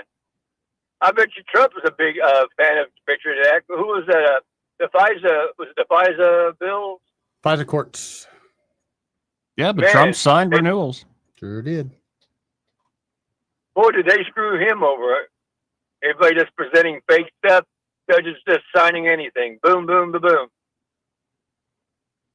And yet what And I happens? said to This is what myself- we were talking about earlier. It's like you figure out this stuff and then it just gets renewed again. Right. And it's like, well, okay. What do they do? Just renew it just for the sake of renewing it? I mean, does it? I don't see too many of them not being. Well, they always any trot kind of- out the idea that we've saved lives with this. We've scuttled Mhm. terrorist plots and evil plans. Except when you ask for details, the security reasons. They just Yeah. send you, no, Yeah. they'll promise you. They'll be like, we'll give you all the details. And they just send you a box set of the hit show 24. Yeah, Do they- that's do about they still right. have- It's like, I don't even have a DVD player. Why you send me a box set? Well, the They FISA got rid of bill, it. the FISA is part of the Patriot Act. Right. Oh, yes. Yeah. So I'm surprised Trump, after that, he's like, man, I almost got shoved underneath the damn door at a bunch of fake BS that was given. And these judges didn't even bother to look at it. And here's my question is, the person that originally presented it, why aren't they prosecuted? And you damn well it was fake. And the Whole thing's judges, fake. and the judges. Well, one lawyer took the fall named Kevin Kleinsmith, and he did doctor the FISA warrant. And he was just given a slap on the wrist. Yeah. Well, there you go. I'll take it too. Let's FISA warrant say at the very end. This is completely truthful and factual to my best knowledge. Okay? Sure. That's bull. He knew it was freaking fake all the time. Yes. And he was caught red-handed, and nothing really happened to him. Not a thing. But it's your friends that caught you. This is what I mean. Like, what are we going to do about this? It's your friends that caught you. They want the best for you. They know you didn't intend to do this. So we're going to cut you some breaks. Okay, let me ask you the next question. Why hasn't Trump tried to fight it and get rid of it? I mean, after it was used against me as a weapon, okay, as a political weapon, and I haven't said anything about it when it comes up all the time. Because maybe it's a useful tool in other ways. Yeah, that's what and they can accept the abuses because it's so useful in those ways. It's a ratchet effect. The government takes more and more power, more and more money, and they don't like giving it back, even when you start to see manifest all the awful things and consequences. Well, they don't want to give it back even after they realize that it's not good for their country. Yeah. Because they don't want to admit they were wrong. Mm-hmm. So they'll just take that FISA and because man, they did some serious damage to Mr. Trump. Yeah, it's a mess. And like trying to make government work, you just kind of find out this thing's like inherently corrupt. Like it could be less corrupt or more corrupt, and we'd like less. But it's very difficult to actually root out what power does to people. Seems to make and break its own rules at a certain point. It seems that power seems to what? Corrupt? Corrupt, I mean, yeah. And it's just a point. Because I used to be a big fan of Cruz, Senator Cruz. But as soon as, Sure, yeah. No, and Ted can put on a great show, give a rip-roaring speech. He can really put on the theatrics, but I don't trust him. He's such a constitutionalist. He sold himself like a used car salesman to me, a constitutionalist. When I was waiting for him to be selected or maybe nominated for the Supreme Court when it was open.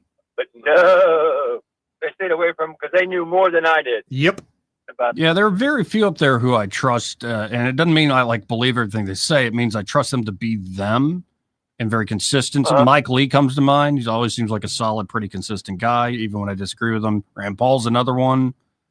There might be a few other, like Ron Johnson kind of strikes me that way from Wisconsin. Maybe Rick Scott of Florida. And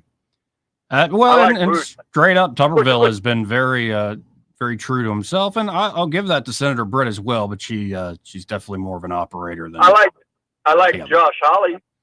Holly, I don't know. Holly, sometimes it comes across as I'm running for president. I'm running for president. I'm running for president, like Cruz does. That's true. So, well, I bet you Ted Cruz did plan in the back of his mind about running for president.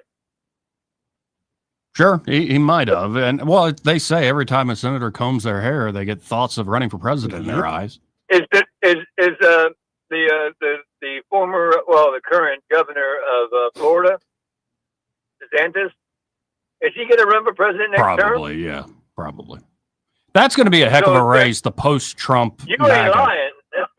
Yes. It's going to be ugly, man. Because J.D. Vance is there, Marco Rubio's in a good position, DeSantis is in a good position, and who knows who else is going to maybe jump into that. But I appreciate the call, man. It's going to be like a Rock'em Sock'em robot. Yep. Rock'em Sock'em. Thanks, sir. All right, thanks. Later, guys. See you, Soldier Boy. No, and I will say Senator Britt has always been herself. I'll give her that.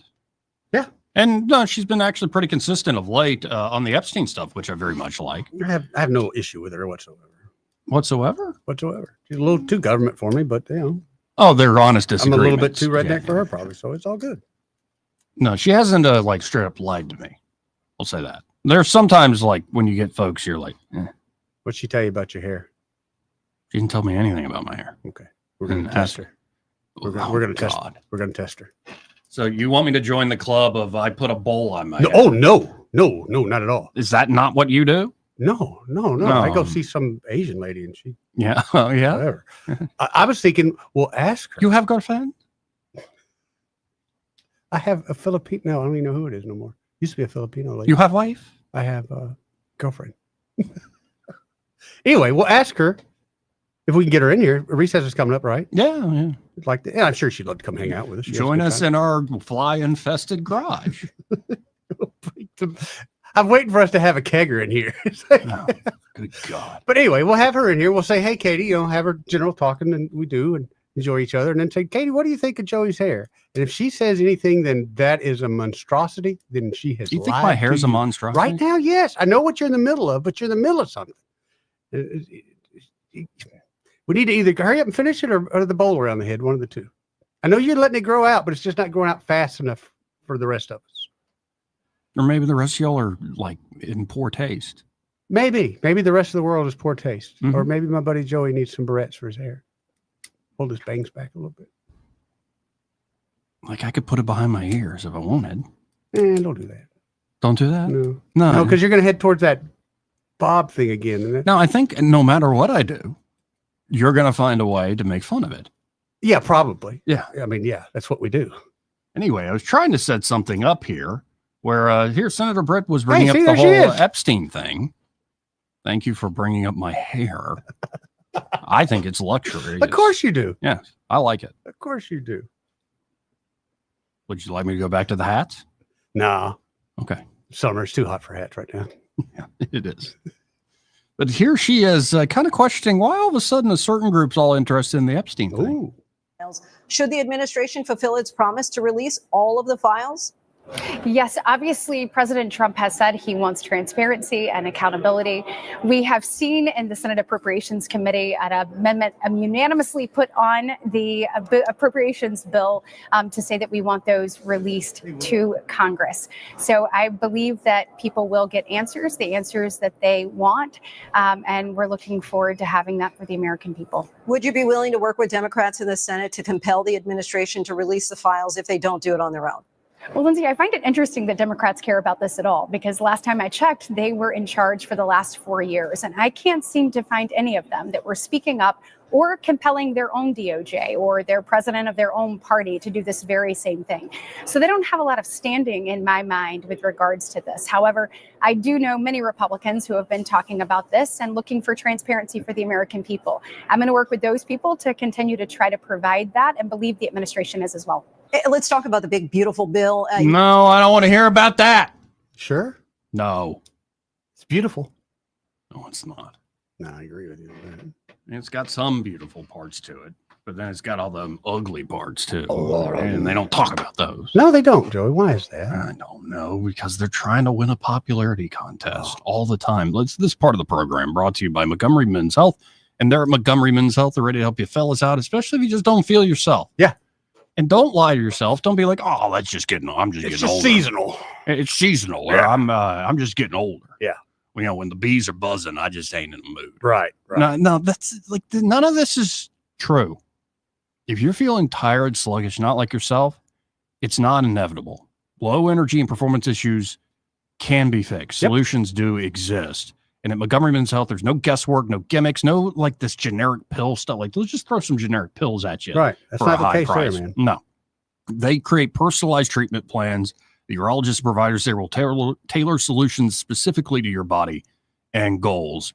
So stop by today. A consultation, including blood work, say a testosterone test, it's just $99 with the results before you leave. So you only got one life, fellas. And it's not just guys in your 40s, 50s, 60s. If you're in your 20s or 30s, and you're feeling like crap, get checked out there at Montgomery Men's Health. Procrastination's only going to make this worse. Call them up today at 440-3663. That's 440-3663. Or visit MontgomeryMen'sHealth.com to book your appointment today. Want to carry News Talk in your pocket? Download the News Talk 93.1 app from the App Store. Available on iPhone and Android. Never miss a moment. Download now. Since 1966, Alabama Sheriff's Youth Ranches has been more than just a place to stay. It's been a place to belong.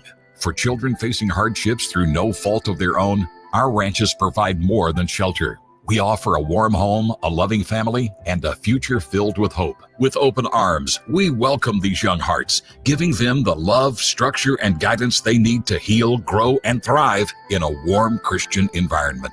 Together, we can give Alabama's children the chance they deserve, a chance to dream, to succeed, and to feel truly cherished. Every donation stays within Alabama, directly impacting the lives of the children who need it most. Join us in making a difference. Visit AlabamaSheriffsYouthRanches.org. Follow us on Facebook and Instagram, and download our app from your app store. We'd be honored to have you as a part of our mission to lift up Alabama's youth. And remember this, it's easier to build boys and girls than to repair men and women. For too long, Alabama's statewide news companies have shamed us for our conservative Christian values. Alabama deserves a news company that cherishes our culture, a company that isn't bought and paid for by the powers that be. 1819 News is that company. Run by Alabamians for Alabamians, 1819 News celebrates what is good and beautiful about our state, while exposing those who work against our values in secret. Just go to 1819news.com to learn more. Subscribe to our newsletter. That's 1819news.com. Want that ride that is fun, affordable, and street legal? Check out ETG Outdoors in Montgomery. They have huge discounts on electric golf carts with many brand new units under 10 grand. New and used inventory, financing available, and they service what they sell. ETG Outdoors even provides lithium battery conversions and free delivery with purchase. Whether it's for the neighborhood, the farm, or just fun, ETG Outdoors, 7006 Vaughn Road, or online at etgoutdoors.com. Cruise smarter, drive electric. ETG Outdoors, your ride to freedom starts here. This hour of News and Views is brought to you by our good friends at Cole Plumbing, 279-8919. Cole Plumbing is number one in the number two business. You don't have to dig a hole. They have proprietary pipelining technology. Ask them about their tankless water heaters. Remember, when you have trouble with your bowl, call on Cole. Trustworthy, accurate, immediate. Carrying your voice across the river region. News Talk 93.1 FM WACV.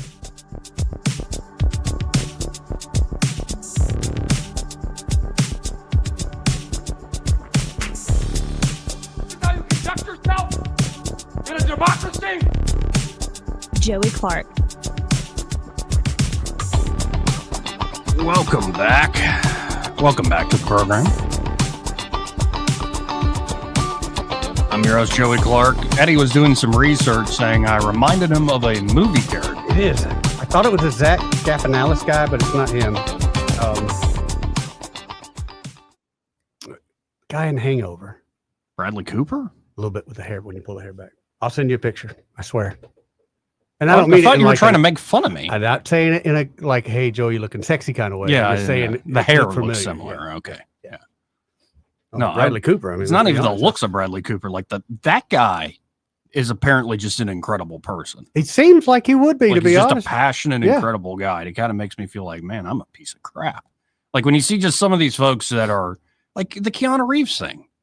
Like all the down and out moments he had in his life, and yet he keeps on trucking. And Bouncing just back like everybody nothing. says he's just an amazing guy, and you're like, you'd like to think of yourself like, oh, I'd be that way, but It's easier to be amazing when you have a fat wallet. That's true too. Yeah, you can be a Just little more saying. carefree. Yes. but there are plenty of people with fat wallets who are That are a-holes. not. They're Yeah, jerks, straight up 100%, jerks, and yeah. enjoy that. Right. They enjoy that. That's Mhm. something I don't ever get. No, I used to get in high school, especially I had no facial hair in high school. I got Tom DeLonge a lot I don't know who that is. from Blink-182. Oh yeah, I've seen that a couple times. It's the eyes. Also, not just him, but Righteous Gemstones. The it's an Goggins? No. Not Goggins. The brother, Not that the leathery. young brother. Oh, I okay. can't think of his name, but yeah, you remind me of him a lot. Looks like the Blink-182 guy. This is Ray This on is one. Ray on line one. Ray Bowles from Prattville Carpet Hair, right? I'm glad you got your phone fixed. I missed y'all the last couple of days. Me too, man. I apologize for the technical difficulties, but I didn't do it. Yeah, you did. I know. Hey, you did. You know, I did not. So y'all talk about fat wallets. When I get to heaven, I'm going to go straight to Jesus and say, thank you for making me dyslexic. Because I'd have taken over the world if I wasn't dyslexic. There you go. And thank you for not giving me a fat wallet because I'd be in hell today. Yeah, likewise. Yeah, oh yeah, no doubt. No doubt. There's a reason God don't give us a lot of money. Mm-hmm. Because he knows where to send us, and he loves us too much for that. Yep. So be thankful if you don't have a fat wallet, because one day you're going to be living in a great, great place. But hey, if you want to live in a great, great place on earth, call Powell Carpet, 285-8117. We can make it great.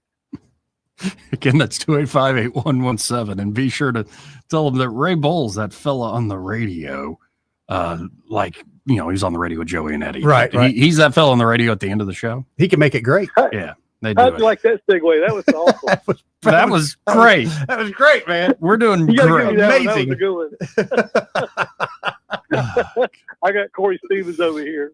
that's over here laughing his head off. He can't believe I just said that on the radio. Yeah. It's a daily thing. Let him know. That's a daily thing with Ray. Guys, have a great day. You too, man. See you, Ray.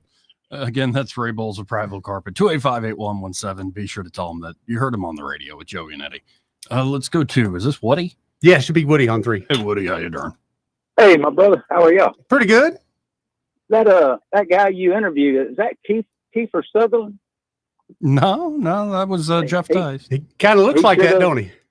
That's the first thing I thought. I saw him several months ago. I thought, damn, it looks like he's. Hey, I was going to tell you, can you imagine what Ted told, what's her name, when he went to pick her up? Pocahontas, are you okay? That's what I was wondering, too. That's just what I was wondering. Here, let's get you to the medic. It's just around the riverbed. We'll take you to the Indian doctor. Exactly. All right, good show. See you, Woody. Yeah, did we learn anything today?